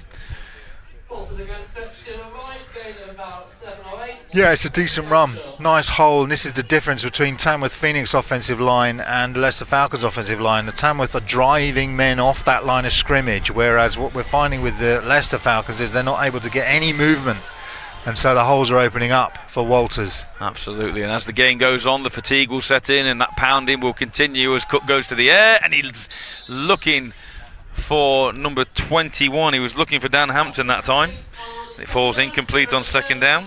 Might have been 81 actually, Matt. Oh, sorry. James Hossack on that, who's had a couple of receptions but has been quiet since the first quarter. Long way to throw the ball all the way across the field like that. But Hossack just not able to pull that one in. You're quite right, it was Hossack. You sometimes see these pickups of 5 yards, but then you realise that the actual straight line distance from where the quarterbacks let go, particularly on the out patterns, and look at that, and that's Cook. And Cook, with flags coming out, the initial signal is touchdown. I think it's going to be a hold. I think it probably is. Cook kind of throwing his head back. You can see here, breaks to the edge. It fools everyone really. Nice way to, and Cook showing some legs, and it was a good fake, but it looks like it's going to come back. And again, obviously the ground game so far, the pounding the rock from Walters sets up that option and that QB keeper, if you like, because the Falcons aren't expecting it. You're keying on Elliot Walters all day long, and then all of a sudden Cook pulls it out, and that's when you don't need to run it. I mean, Elliot Walters having great success, but you got it there. Why not run it? And especially in this sort of situation on third down. Long discussion. Here we go. Let's listen to our official. Might be offset again, do you think? They'll replay the down. Well, they will.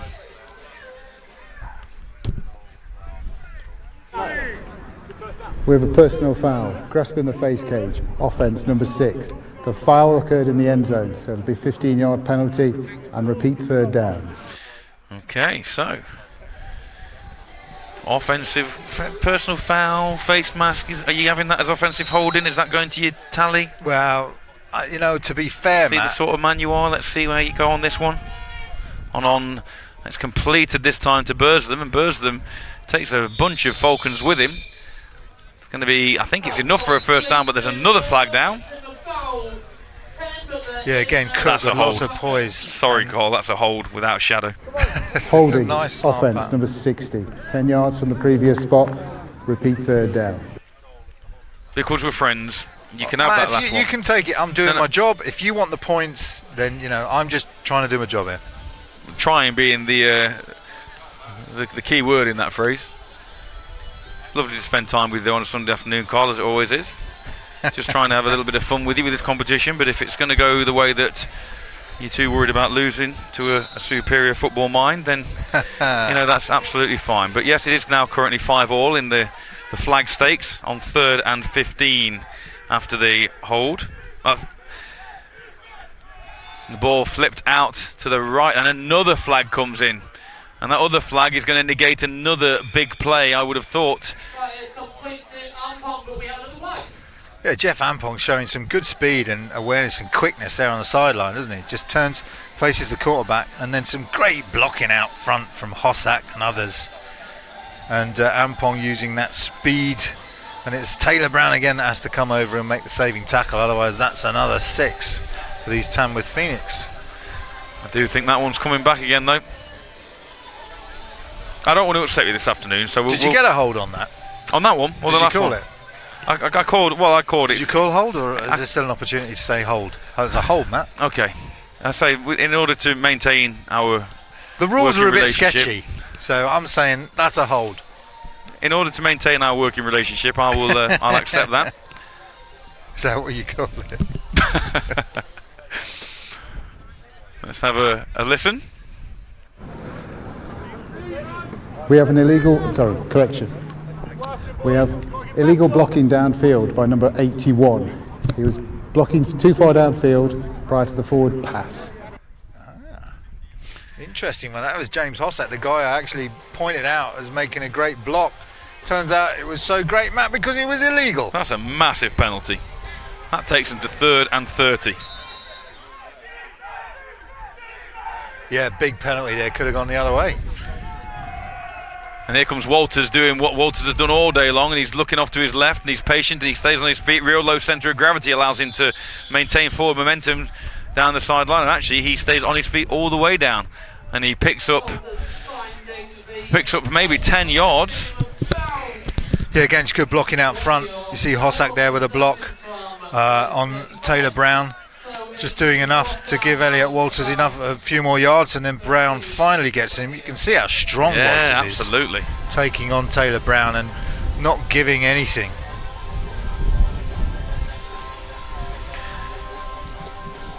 Fourth and 21, maybe a little harsh on the call there. Looks under 20. But nevertheless, it is 4th down.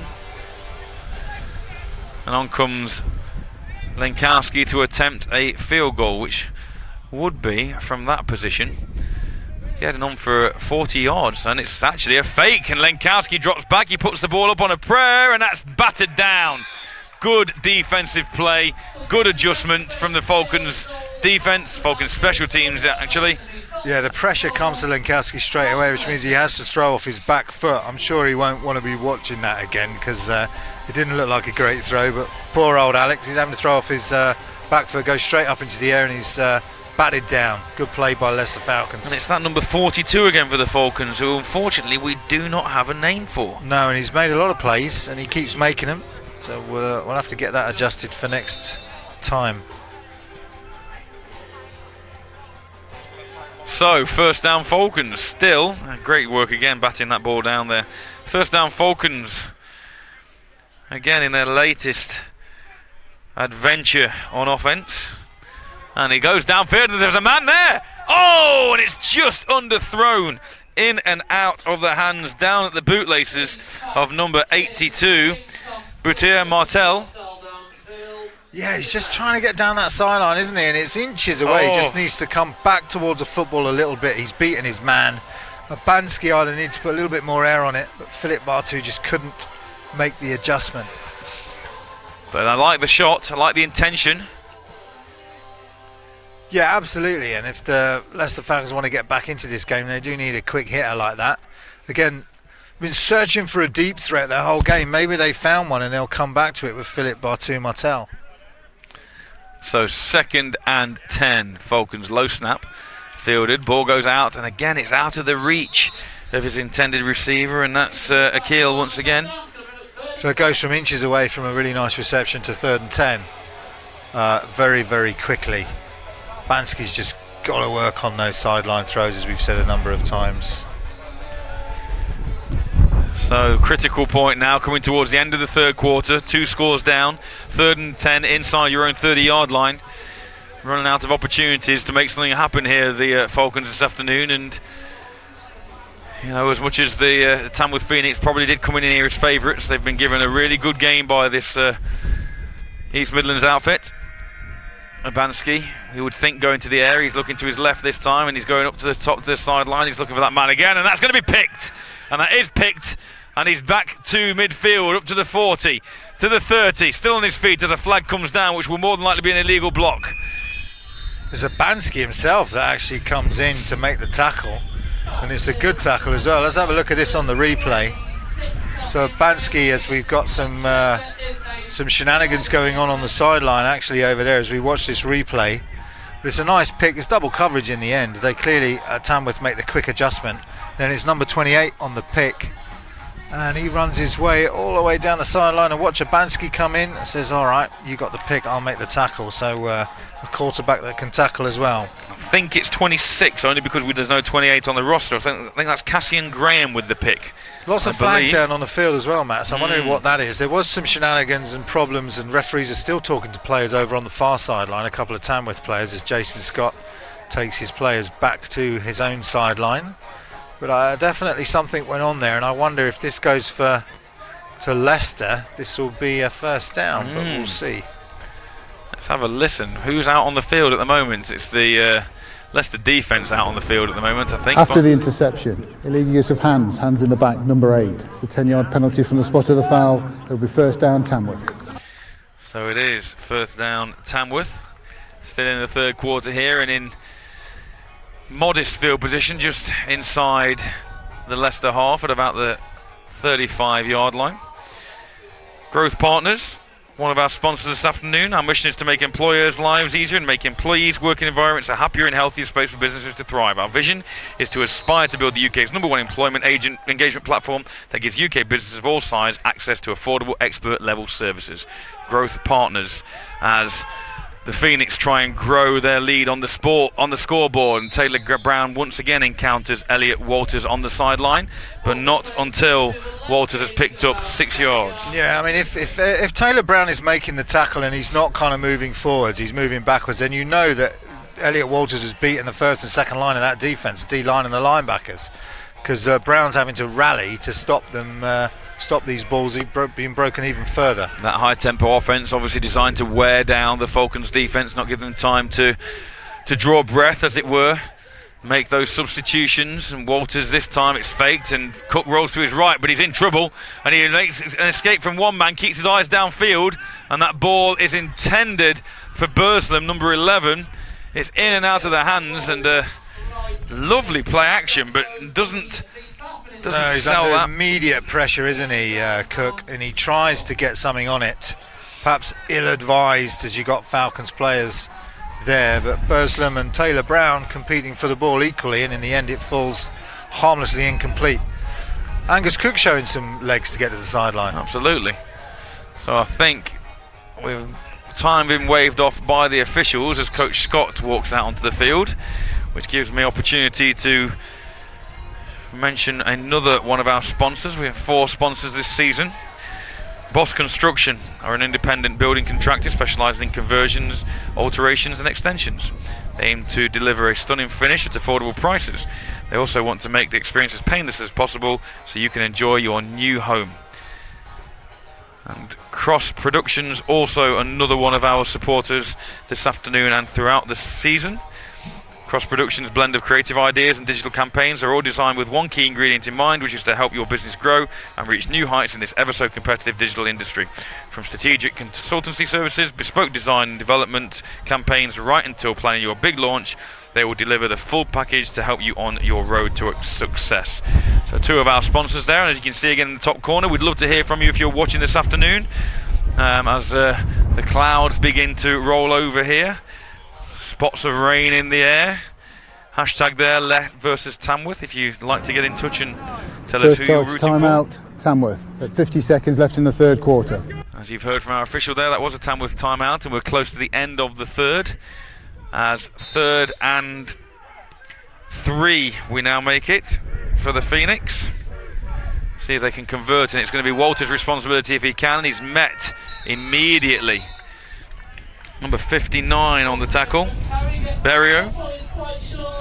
Yeah, Eugenio Artiles Berrio making a nice play on this as Elliott comes through, manages to defeat his block, manages to get enough of his man to bring him down. Neville's on the play as well. Neville played well on that in that tackle position, number 62. Had the sack earlier. So, fourth down and they're going for it, and that is stuffed. Absolutely stuffed. And that's a real good momentum shift again for this Falcon defence. Yeah, they've been strong today on fourth down, haven't they? If we watch this back, they blitz a guy off the edge, number 46, and then lots of Falcons players there to drive this running back. That's number 25 on the run, actually. That's Deji Ali, yep, rather than Elliott, who they've been going to a lot. Once again, Afters and Deji Ali is still chatting as Taylor Brown signals to Ali that that's a Leicester first down. He's got some attitude, hasn't he? He has indeed. Elliott Walters plays with attitude. That's Deji Ali. Was it Deji Ali, number 25, was giving the... He was chatting away?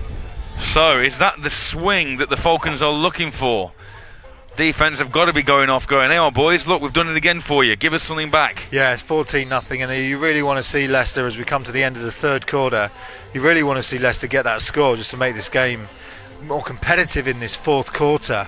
And at the moment, they weren't so far off, were they? They nearly got the ball to Philip Bartu Martel, and we would hope to see more of that. That's what they need. They need a first quick score, and then we have a competitive fourth quarter. But if the score goes to Tamworth, this one will be in the books as a win for them. And we know it's possible. I mean, like you say, Tamworth proved you only need literally one play, break a couple of tackles, defence to over pursue. It depends how aggressive this Phoenix defence is going to continue to be and whether they stay disciplined. So let's have a little look. I'll keep you up to date with that as we go in the fourth quarter, because Abansky is about to get the fourth underway. He looks to his left, then comes back to his right and hits Akil for a nice pick up on first down. Yeah, that was nice, because the Tamworth that time brought a kind of blitz, a loop blitz in the middle across the A-gaps to actually bring about 7 players. And Abansky's only option really to go to 85, which he does, and he does well this time. So it'll be second and a long 3 upcoming, maybe 4 yards for the Falcons offense. And you feel realistically that they've got to get something on this drive. They've got to get something. Yeah, we need some sort of score from the Falcons early in this fourth quarter to make the rest of this game competitive. Abansky hands the ball off the horn. Even before Abansky has given the ball to Francis is being wrapped up. Yeah, Jason Scott just dialing up those blitzes again on second down, if you watch it. And both those linebackers attacking those B gaps, and defensive line able to penetrate. They really need more from their offensive line just to help these runners out, give them a chance to make some yards. And that forces Declan Hutchinson in on that.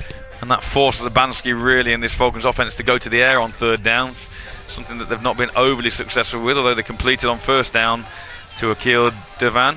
Let's see whether or not they can be successful and convert this latest third down attempt. They really need to, particularly in the field position they have. Here comes the blitz again.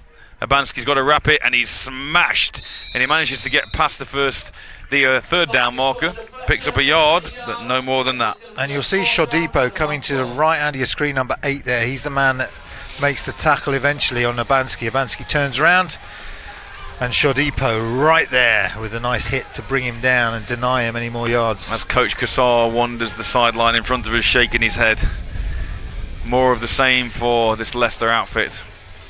And as they come towards us, as you mentioned, they're a big bunch of lads, these Leicester guys. Yeah, and you want more from that offensive line. So much potential. We just haven't seen them be able to move this Tamworth Phoenix defensive line off the ball. So Danny Burton manages to get the kick away, and it's fielded. And I think that's Ali again. And Ali dances left, dances right, and then there's Afters again in the middle of the field, which is quickly picked up. And the Phoenix will take over once again. Yeah, it's a decent punt from from Danny Burton this time. Just a small return, decent coverage. But Phoenix really have a chance now to put their stamp and authority on this game and finish it. I mean, if they finish with a drive which is strong in terms of their running game, just controlling the clock, driving the ball down the field to finish this game off. And if they do that, this one will be over, and they'll be back in they're back in at that number 1 spot. So first down for Abanski and the Falcons offense. Let's see if that can transfer. Sorry, for the Tamworth offense. This time it's handed off on first down, and so elusive on that run. Oh, and again there's afters and flags come out, and this could get ugly, and there's players run to the defence of each other, and it's still going. 3 flags on the field, without a shadow of a doubt going to be unsportsmanlike conduct here. Sort this one out, Mr. Official. Yeah, this has been brewing, isn't it? These two teams. I mean, that's a really nice tackle. Picks up his leg and dumps him on the floor. Nothing wrong with the tackle from Luke Geary, but afters, as you say, number 70 coming in there at the time with Phoenix, trying to protect his guy, and lots going on that play. Thank God we'll leave it with the officials to sort out. And there is a little bit of I don't know, relationship between the teams. There's certain maybe in the past there's been some disagreements. Obviously we saw before the game, we saw Coach Kassar and Coach Scott chatting with each other, and obviously they get on well, but there's a completely different culture to these two teams.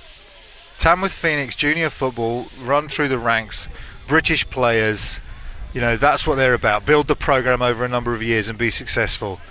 Leicester Falcons have a completely different ethos. Their culture is bring in players, make the game exciting, bring in Americans and play them. There is definitely a clash, not just in terms on the field, but in terms of off the field and the culture that these two teams have. While the officials are sorting this out, we'll try and bring you our third sponsor this afternoon if we can. Although I think we may well be hearing from... Might get a chance to give you this. No, we won't. Here comes our official. We have 2 fouls on the play. Unsportsmanlike conduct, number 56 of Leicester. Unsportsmanlike conduct, number 70 of Tamworth. Those penalties will both offset. They will bring up second down. Both these players now have 1 USC against themselves. A second USC will result in an ejection. So that's Dave Pemberton, number 70 for the Phoenix, and it's Alex Cooper, number 56 for the Falcons, who are now on their final one. That's almost like a yellow card. It is, and it's a great call by the umpire. I mean, it's just, you had both players at it with each other. So let's just start again. Indeed. That's Mark Bonazabi, who takes over the ball handling duties, and he picks up positive yardage on second down. And we'll bring up 3rd and 5.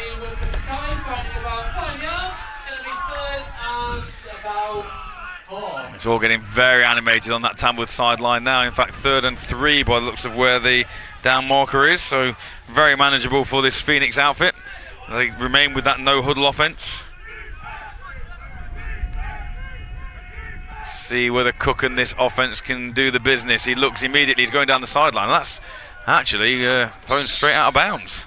Yeah, just came out of his just wobbling. I mean, that's the ugliest pass I've seen in a while. Angus is going to say, can we just delete that from the film?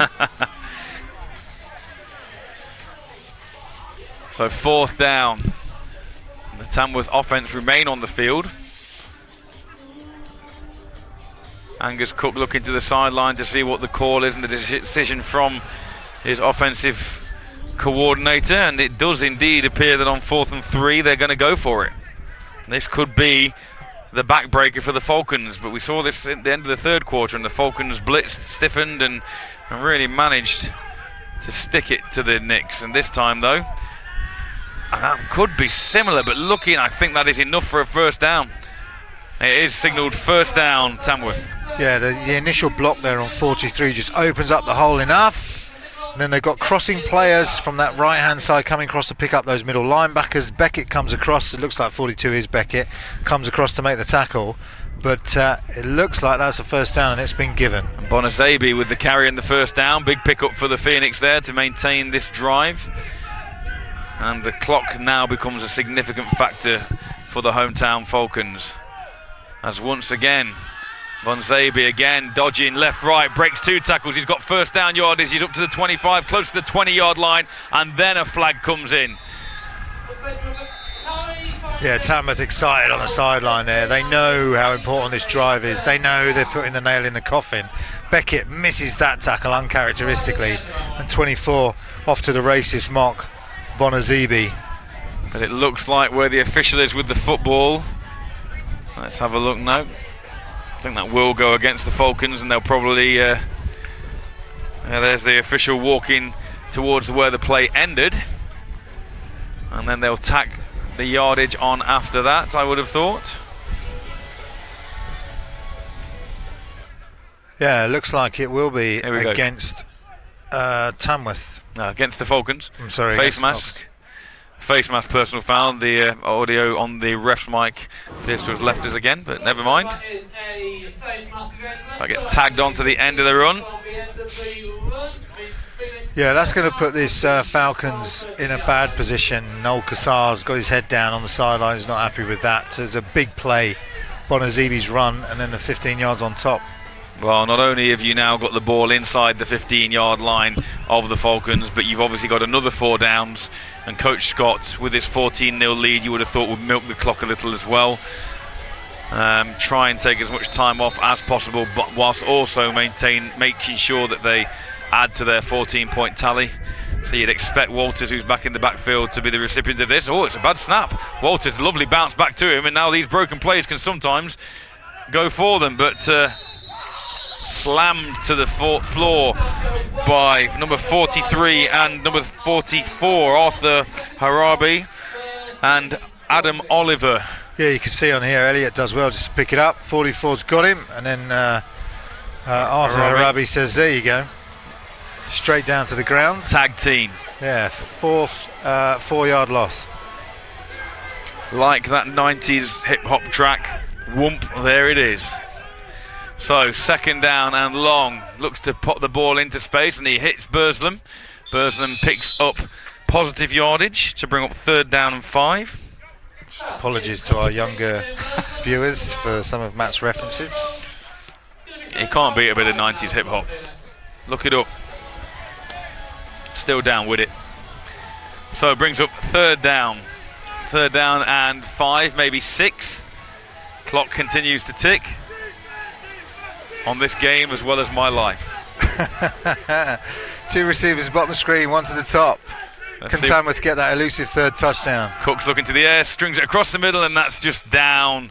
Intended receiver once again was Hossack that time, and Hossack unfortunately cannot even get a chance to get that one because that ball was fired down to the turf by Cook. Yeah, Cook just couldn't find the strings of the football on that one. If you look at his handling of the ball, and didn't handle it well. He's had a couple of miscues with the football in the second half.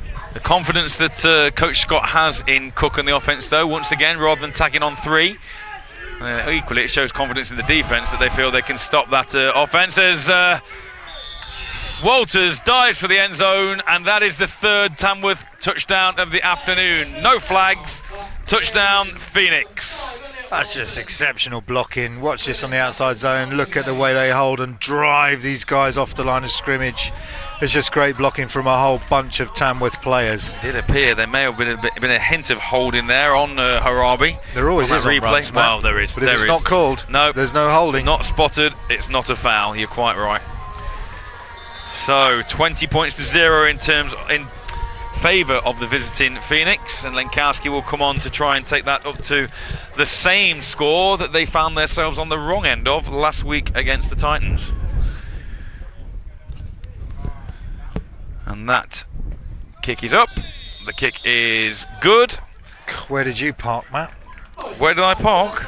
Fortunately, not near where that ball just went up. Okay, so if you have a red Astra, there's a red Audi over there. That's not yours, is it, Cole?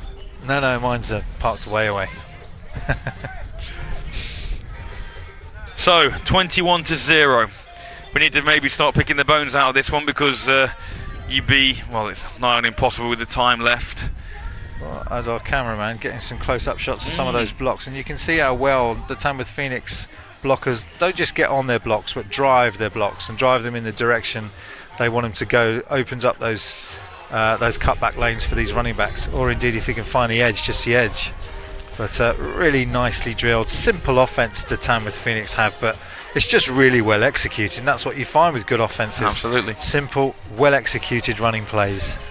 So as we mentioned, the culmination of this one, we'll bring you a brief post-game show, and then we will be straight over to the second fixture of the afternoon, courtesy of UK AFL, which will be the Yorkshire Rams against the East Kilbride Pirates.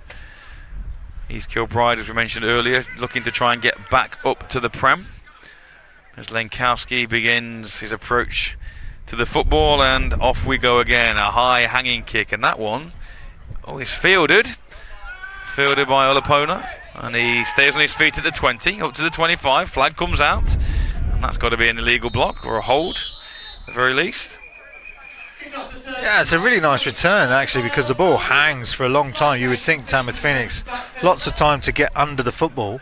Then when opponent picks it up, goes to his right, finds a bit of a seam, gets a couple of blocks, and brings it all the way out to the 27. So really now just playing for pride are the Falcons. So this will obviously take the Phoenix to 6-1. It'll drop the Falcons to 2-5. During the return. During the return, illegal use of hands in the back. Number 44 of the return team. 10 yards on the spot of the foul. First down, green. The Wolves and the Giants are obviously currently playing. See if we can get some update on that. But obviously with the Falcons losing, and when we last saw the Wolves losing, it makes that trip up to Edinburgh for the Falcons all the more important, as the Giants will add another win to their column as the pass is completed to Jarrett on first down. That is complete to Tom Jarrett for a gain of 7. Brings up 2nd and 3. Let's try and see if we can check into that other score in the Prem. Just glancing down here, it's 19-0 in favour of the Sheffield Giants. The Titans up on the Nighthawks 9-0, which is obviously therefore really important for the Phoenix now, because the Nighthawks will drop a game as Urbanski is looking to escape. The ball pops out and he's ruled down. That's going to be very close, but the whistle did go before the ball popped out. So let's see if we can see. Obviously can't hear the whistle on the replay. Yeah, it's just a really nice getting off his block and then comes in. Does the ball come out? I think that ball was out, maybe an early whistle. But they blow the whistle, and so the player's blown dead. Nevertheless, a really nice play on that one. I think that was Shemi Adeboye. So if scores stay as they are today, Tamworth will move to 6-1.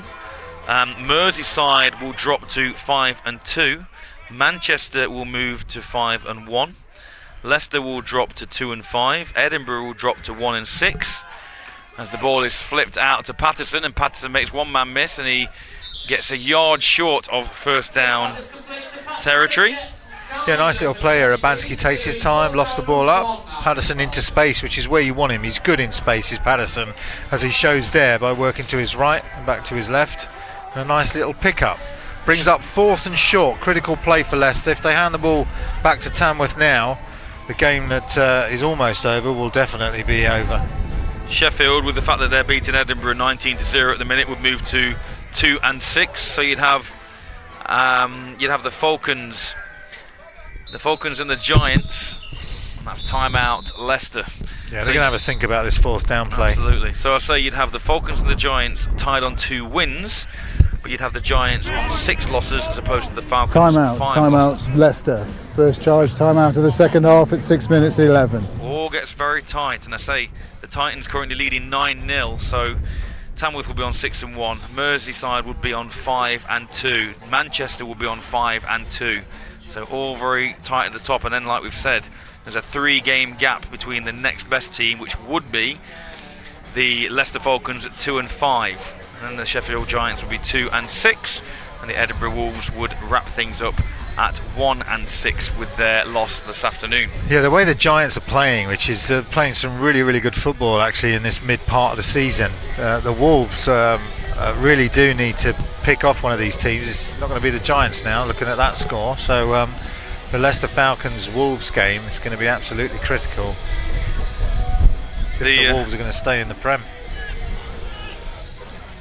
Absolutely. So here we go then. Big fourth down play, if nothing else, to potentially keep the score from getting any higher for the Phoenix. So 4th and 1 for Abanski, really close to us on this sideline. Abanski keeps it himself and he picks up the first down, and that will keep the clock rolling as well, but also keep that Tamworth offence off the field. Yeah, nice quick hitting, just a quarterback follows the running back through the hole, and Abanski does enough to pick it up and picks up a lot more than he needed. So nice play from Abanski on 4th. So it gives the Falcons opportunity to try and gain a little bit of momentum moving into next week. Well, they want to make the score respectable. 21-0 versus 21-7 is a big difference in terms of the way this game's gone. Abanski rolling to his right now. And he just hesitates. He's managed to escape him. Sorry, Colin. Now he's taking off. And he makes another one miss, and this is a typical Abanski run. And he pulls out, and I think that's going to be a Phoenix football. And it looks like Abanski hurt. No, he's okay. It is Phoenix football. It's just Abanski magic to start with, but you've got to secure that football here. I thought he was done and dead to rights as 97 kind of lumbers over there, but just Abanski dances out of that one, works his way back to his left. Now he's got a crowd of Tamworth Phoenix players around him, and you know he's going to take some hits, and he's just one step too many as that ball comes out. It's recovered by Daniel Hampton. There was no foul on the play. The result of the play is a turnover, recovered by White. First down, Tamworth. So you can't blame Abanski. He's getting some high fives as he comes off the field, just because, you know, he's trying to make stuff happen. He wants his Falcons to do well, and a couple of times during the game he said, all right, we'll just throw caution to the wind. Either it's going to go for a pick or I'm going to get a touchdown. And similarly on that one, either it's going to be a big play or I'm going to hand the ball over. And that's eventually what happened. Absolutely. So you can imagine now there's probably going to be a false start, is it? Illegal procedure of some description. But for all intents and purposes, this one is done, and Tamworth will return home with a victory and evade that possibility of losing 2 on the bounce for the first time ever. And Leicester will continue to struggle, although defensively, as we've said, defensively it was a strong showing. Yeah, it's certainly a better showing against Tamworth than Leicester had the first time round. Remember, the score when Tamworth played Leicester last time was 42 points to Tamworth and 9 points to Leicester. So we have unsportsmanlike conduct on the sideline of Leicester. 15-yard penalty, which will report in a first down. That's a big one, and obviously that comes when you've had a struggle of a season, but you've also find yourself 21-0 down, and now given that field position, whereas before you may have expected Tamworth to be a little conservative. You can imagine Coach Scott now thinking, here we go, let's really stick the boot in. There's just no need for that, is there? No. I mean, you wonder what's happened to get them so wound up. They're 21-0 against Northern champions, but Noel Cassar's coming into the game relaxed, so why have the penalty? And Cook goes straight to the air. Oh.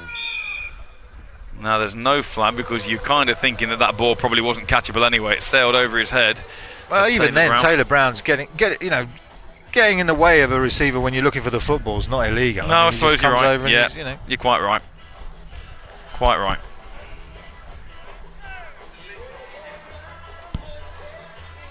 So it brings up second down. We'll have a brief post-game show from the sideline at the culmination of this one before we transfer you over to... Oh, wow. And the ball comes out there again. I'm not sure whether he was down. I think they brought up a backup runner onto the field there, Adam Khan, and he gets absolutely pummeled, thrown to the ground. And I don't know whether his leg was down or not as he gets spun round. Nevertheless, they give him the benefit of the doubt. They do.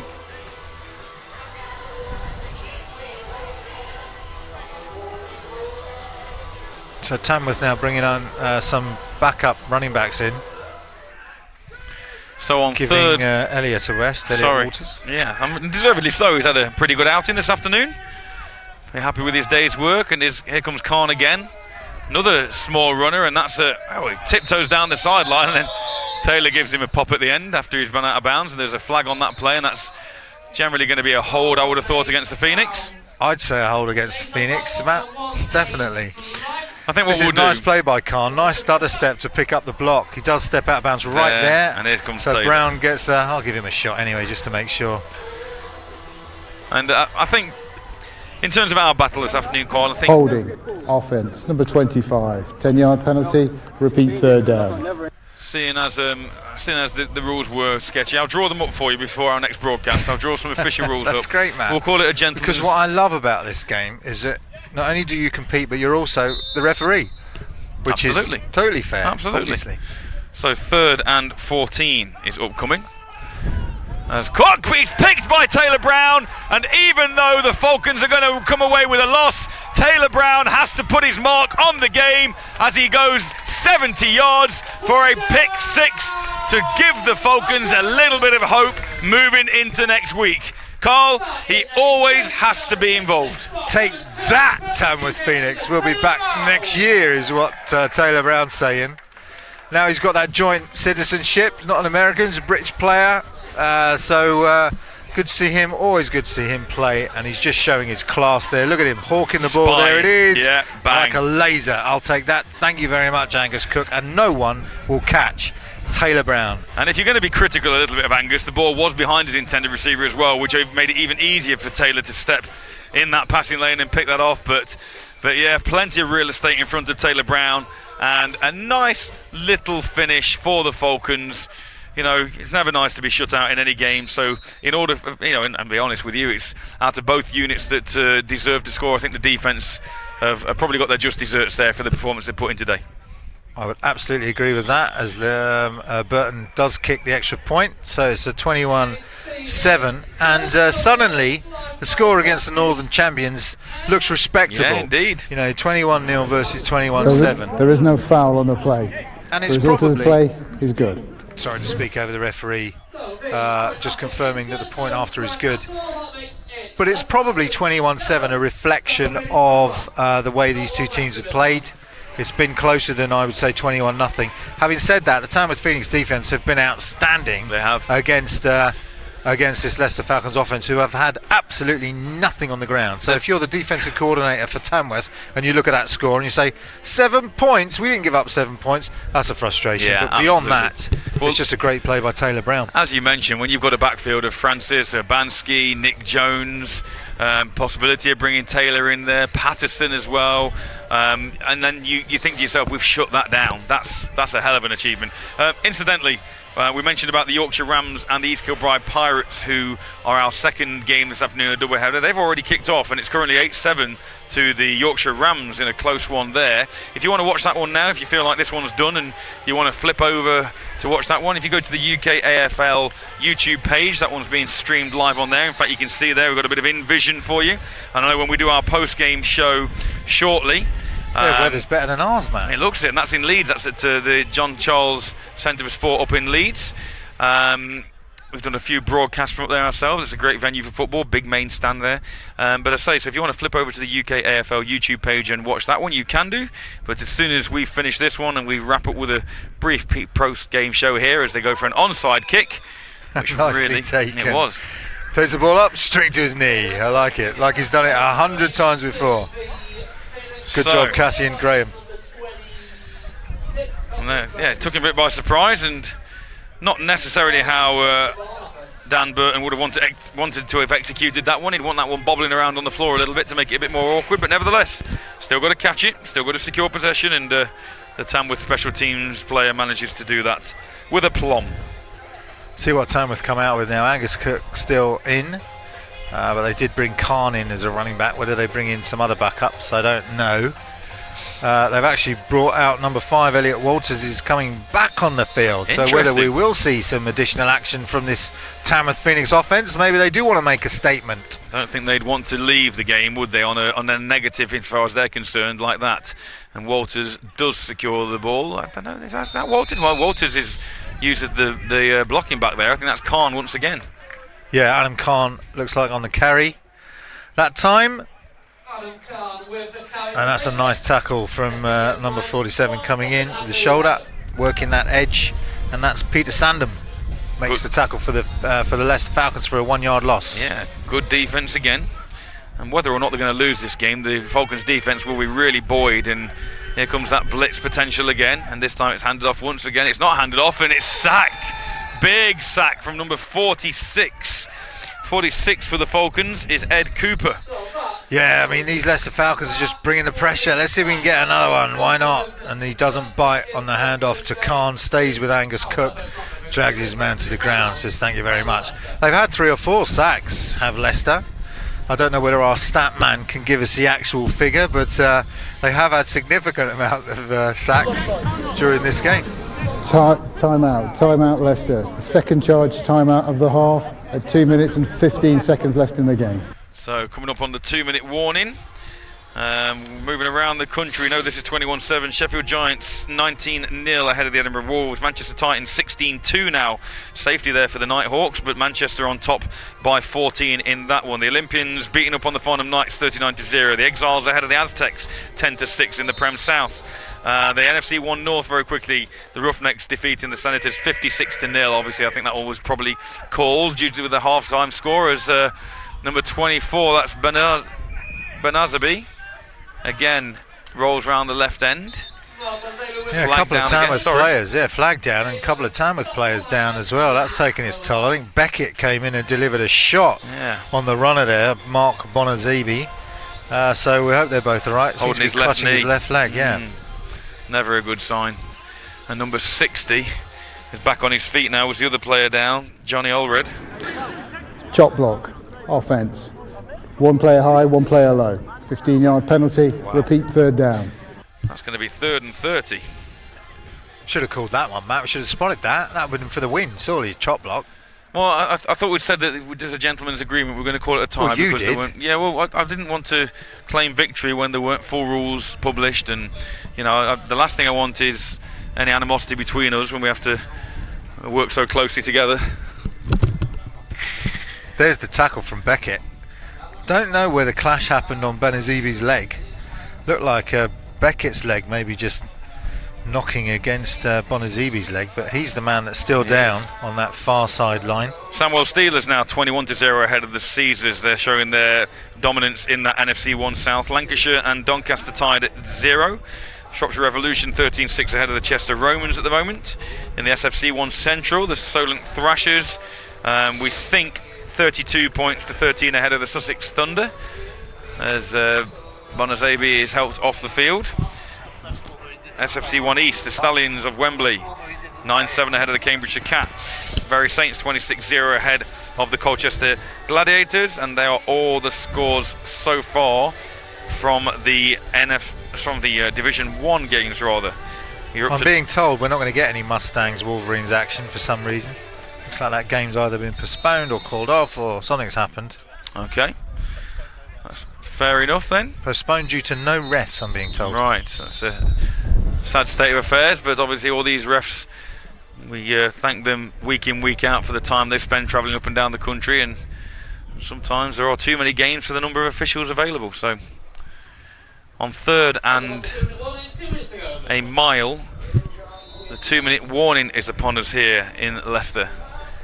We're visiting Phoenix, 21-7 ahead of the Falcons, but the Falcons showing a spirited last few minute performance on the back of that Taylor Brown pick 6. So how big was that chop block penalty? 3rd and 30? Yeah, absolutely.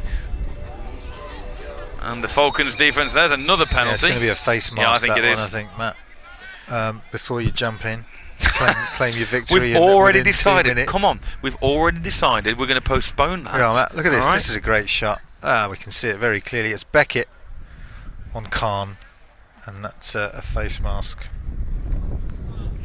Great work, Alex, there on our sideline camera to pick that up. Personal foul, defence, grasping the face mask, 15-yard penalty, and automatic first down, Tamworth.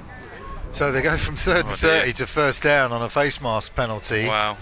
The clock stops, but we're within 2 minutes, and it's Tamworth now just trying to run this one out, I guess. Continue to work that outside zone, see if they can break another one.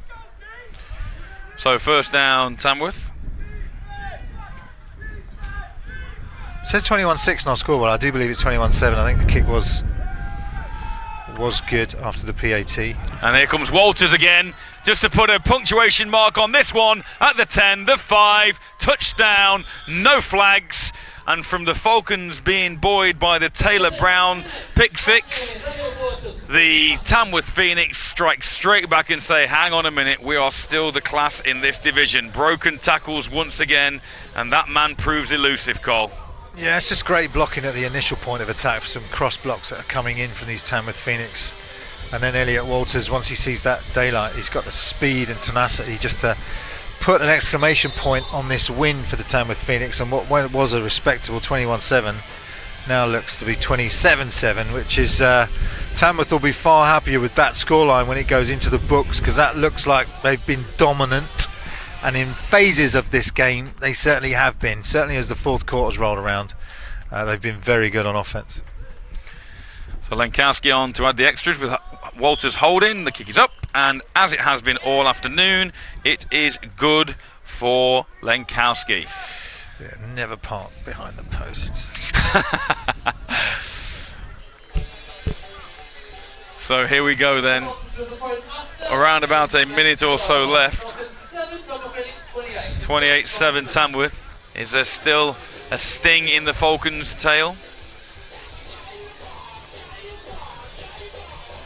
As the audio over the PA system is an interesting pick of track. Taunting. Indeed, Sideline. indeed.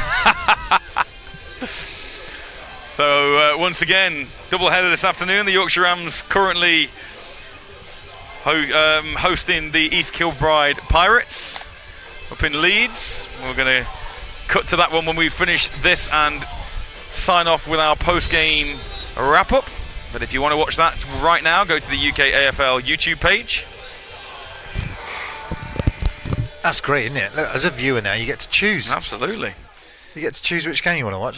That's the way we want to go, isn't Absolutely. it, Matt? And Multiple games being streamed up and down the country. Obviously, us here at Onside Productions who are getting this together for UK AFL today. You know, we're one production company, but there's a number of others that are popping up and down the country, which are trying to bring the British game to the wider audience. And anytime we can give you two games like that, and it's coordinated where you can watch one after the other, as Taylor Brown fields the ball at his 6-yard line. And he's got a seam up the middle, and it could be gone. He's got the kicker to beat, and he's tripped just at midfield. But Taylor Brown again, and Taylor Brown is struggling to actually walk off. But he got a seam there, and we thought that could be fireworks again. And from fireworks to an explosion of that right leg for Taylor Brown. And anytime that man goes down hurt. Yeah, Lenkowski just does enough. Look at that. And it's his hamstring. He goes down. He's clutching his right hamstring as he falls to the floor. Had trouble with that last season. Do you remember, Matt, when he went down against Soundwell? I do remember that. Just puts 100% effort into every game. Just Taylor Brown, great player to watch. We've had one tweet in this afternoon, and the tweet says, "Why have you got a commentator with a lisp?" I didn't believe I suffered from a lisp. Why do you think it's you, Matt? I can't imagine it'd be you with your clear TV voice, your home county. Absolutely. Thanks for that, Liam. All the work we've put in this afternoon, and you want to pick up on some speech impediments. I'll go and contact my local speech therapist and see if I can get something done about that. Never mind that. Look at this physio. That's commitment for you. Absolutely. If we can't, we'll carry our star player off the field. That's Desi. That's a sad sight. Doing the job, doing the biz. Good job. We hope Taylor Brown doesn't need to be carried like that for long, and that he's all right. That's a sad sight for the Falcons. What a great return. They say there was a bit of a sting as number 9, Adam Edwards, checks into the game. And he's checking in alongside number 21. We mentioned him earlier on. It's Alapona. So Abanski with 2 new runners either side of him, and the ball is off to the right, but he manages to field it. He looks downfield and he then tucks it and turns the corner and is pushed out of bounds. I think I need to maybe form my words a little more carefully in future. Don't take these tweets to heart, Matt. That's social media. But you. I like the way, everyone's always got something to work on, and so therefore, if look at Abanski keeping his feet 12 yards on the sideline. Can anyone knock that man down? Doesn't look good for Taylor. We can see him hopping around here. He's still not put any weight on that right leg on the sideline here. 2nd and 2 upcoming. No, I don't take it personally, but it's good constructive criticism to improve yourself as not only as a broadcaster but a human being. Jonathan Roth has done really well. He's done all right, hasn't he? Yeah. But that ball is in and out of the hands of the intended receiver, who is number 82. That's Martel once again. So it'll be 3rd and 8 upcoming. Scoreboard operator seems to be watching a different game, having put up 2nd and 2 last time.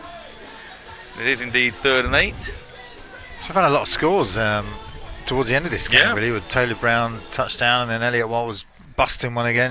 How many yards do you reckon Elliot's got? Maybe if we got stats on that. I don't think we have, but here comes Obanski up the middle. He eludes a pass rush. He bounces off one man to the left, steps to the right again, and he's got some daylight in front of him. Picks up a Leicester first down. It's just exciting to watch. He is. He's just great. Got to be one of the best running quarterbacks I've seen since Pat Daly, actually, which we said earlier. But look at this. Give him a stiff arm. I'll just dodge this way. There's a bit of space up here. Just juke and cut, and then I'll put my head down there. Fantastic. Shodipo finally gets him. He was. Well, Shodipo would actually Shodipo didn't get him because Shodipo was lying on the floor back at the line of scrimmage. And dead ball after the play was over. Personal foul, number 69 of the offence. There'll be a 15-yard penalty, but it will result in a first down. Oh, that hurts. You get the sense, Leicester Falcons last year, we talked about the penalties, didn't we? And you can get away with it in Div 1. When you have such a talented squad as Leicester had last year, you can have 100 yards of penalties and still win. You can't do that in the Prem. You just can't. They've got to find a way to. I'd like to see the stats in terms of the penalties for both of these teams. It's not been maybe as one-sided as I'm suggesting, but certainly some of those personal fouls you need to cut down on. Ball flipped out to Olapona in the flats, who manages to pick up a couple of yards on 2nd and 7.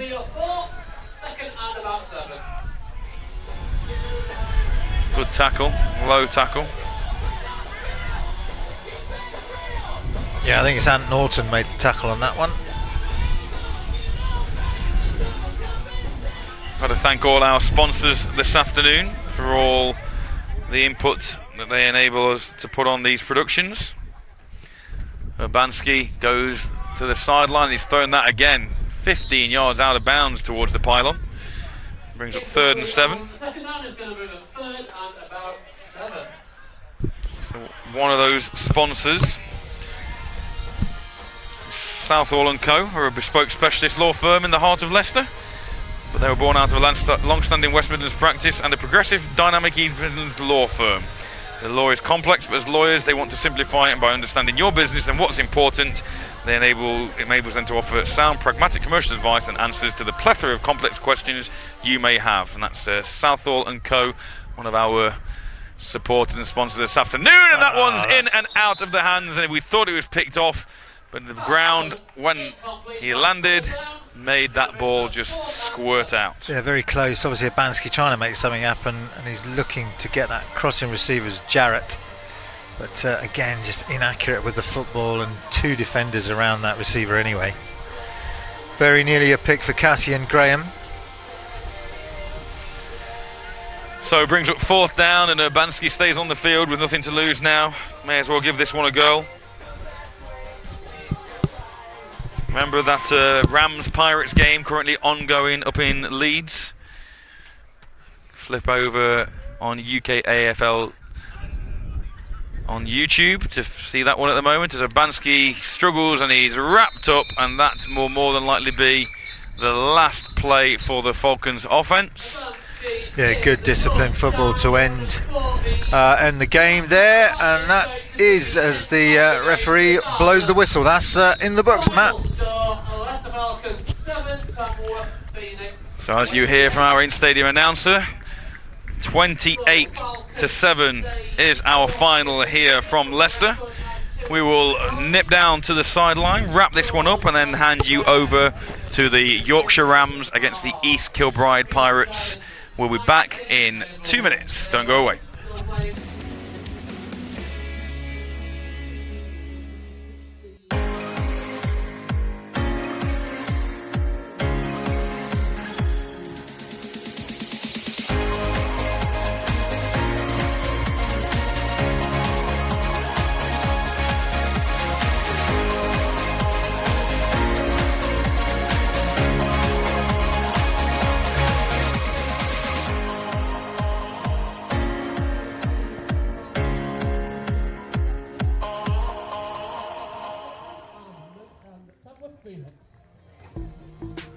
Dragonfly Productions are a full-service live event production company. We can cater for all your event needs with a turnkey solution, or can support you with individual needs. We can supply production design, on-site production management, environmental design, scenic design, exhibition design and build, audio-visual design and delivery, and global support. We offer international reach and experience with partners on every continent, so quality is always assured, in-house branding and design capabilities, an in-house scenic workshop, and an in-house video production team. From a small meeting to a large symposium, your meeting will get the same attention to detail. Dragonfly Productions.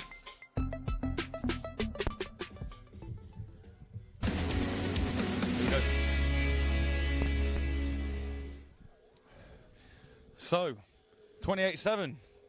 Not a bad result for the Phoenix. It Bounce was. back. In the end, it was a good result for the Phoenix, and we thought right up until the last day it's not going to look as respectable for the Phoenix as they might have liked coming into this game. You know, Jason Scott was all serious, all business-like coming in, and he wanted to send a message to the league. I'm not sure that message has been sent. Leicester Falcons competed, and they competed well for most of this game. In the end, it took a couple of big plays from Elliot Walters to really make the difference. Busy fourth quarter as well. I mean, obviously a couple of scores there. The 21-0 ahead with the Phoenix going up, and you're thinking that's done and dusted, but that Falcons tenacity and that never say die, particularly in the defence, and that Taylor Brown pick six gave them a little bit of fight in that fourth period. They deserved it as well. They deserved the score. I felt that throughout the game, that the defence played really well against a difficult Tamworth, well disciplined, well coached offence, but Taylor Brown, he's always that danger man, and Angus Cook makes a mistake, doesn't see Taylor Brown there lurking on the right-hand side of the field, and then streaks down the sideline. Absolutely. Nearly had a kick return as He well did, to he make did. it even more respectable for Leicester. Absolutely. 2 touchdowns really would have been 28-14 really would have been. And then you're thinking to yourself, you can see from Jason Scott and that Tamworth team, you're thinking we don't want to end the game with the Falcons scoring on us. We want to make sure that we punctuate this one, showing that we still are up there. And Elliot Walters does the business and goes in again. And if you watch the blocking, if you get a chance to watch the blocking on those outside zone plays, it really is impressive what the Tamworth Phoenix do. As I say, very simple offence. Run the ball to the right, run the ball to the left, have good discipline on your offensive line, run that outside zone well, and when the defence lose their discipline, cut back against the grain and get the big runs.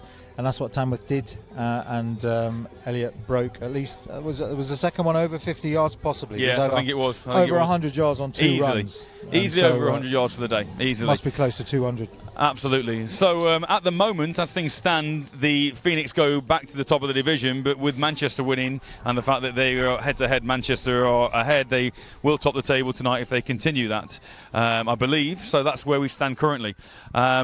We've got the other game up in Yorkshire going on shortly. We'll hand over to that in a moment. What does this mean for the Falcons? We mentioned in the commentary that Edinburgh losing again, they will be at the foot of the table. So, if you like, that takes a little bit of pressure off Leicester. But their next home game, I believe, is towards the end of July when we'll be back seeing them again. Got an away game before that. But where does this leave the Falcons? Falcons have got a chance to play Manchester in July, which is their next home game, I believe. That's going to be very tough for them, especially the way Manchester are playing. They look very impressive against Merseyside as they were against Tamworth last week. So for Leicester, it means the next opportunity for them to win a game, if it's not going to be Manchester, is going to be Edinburgh, and that long journey up to Scotland absolutely. to try and get the win to secure their place in the Premiership. But, you know, if they can surprise Manchester, maybe Manchester are thinking after 2 tough games against Merseyside and against Tamworth, maybe we can come in here and just relax. That's the time when Leicester Falcons can be really dangerous. Every week they look to get better, and this was a tight result against the Tamworth Phoenix. Absolutely. So, without further ado, we will hand you up to our other game this afternoon, which is, I say, the Yorkshire Rams against the East Kilbride Pirates. We will be back here on UK AFL TV with Onside Productions in the very near future to bring you the next Leicester home game. But until then, thank you for joining us. Thank you, Carl, again, as always, Matt. A pleasure. We leave you here with the score of the Leicester Falcons 7 and the visiting Tamworth Phoenix 28. Thanks for watching and enjoy the next game. We'll see you soon.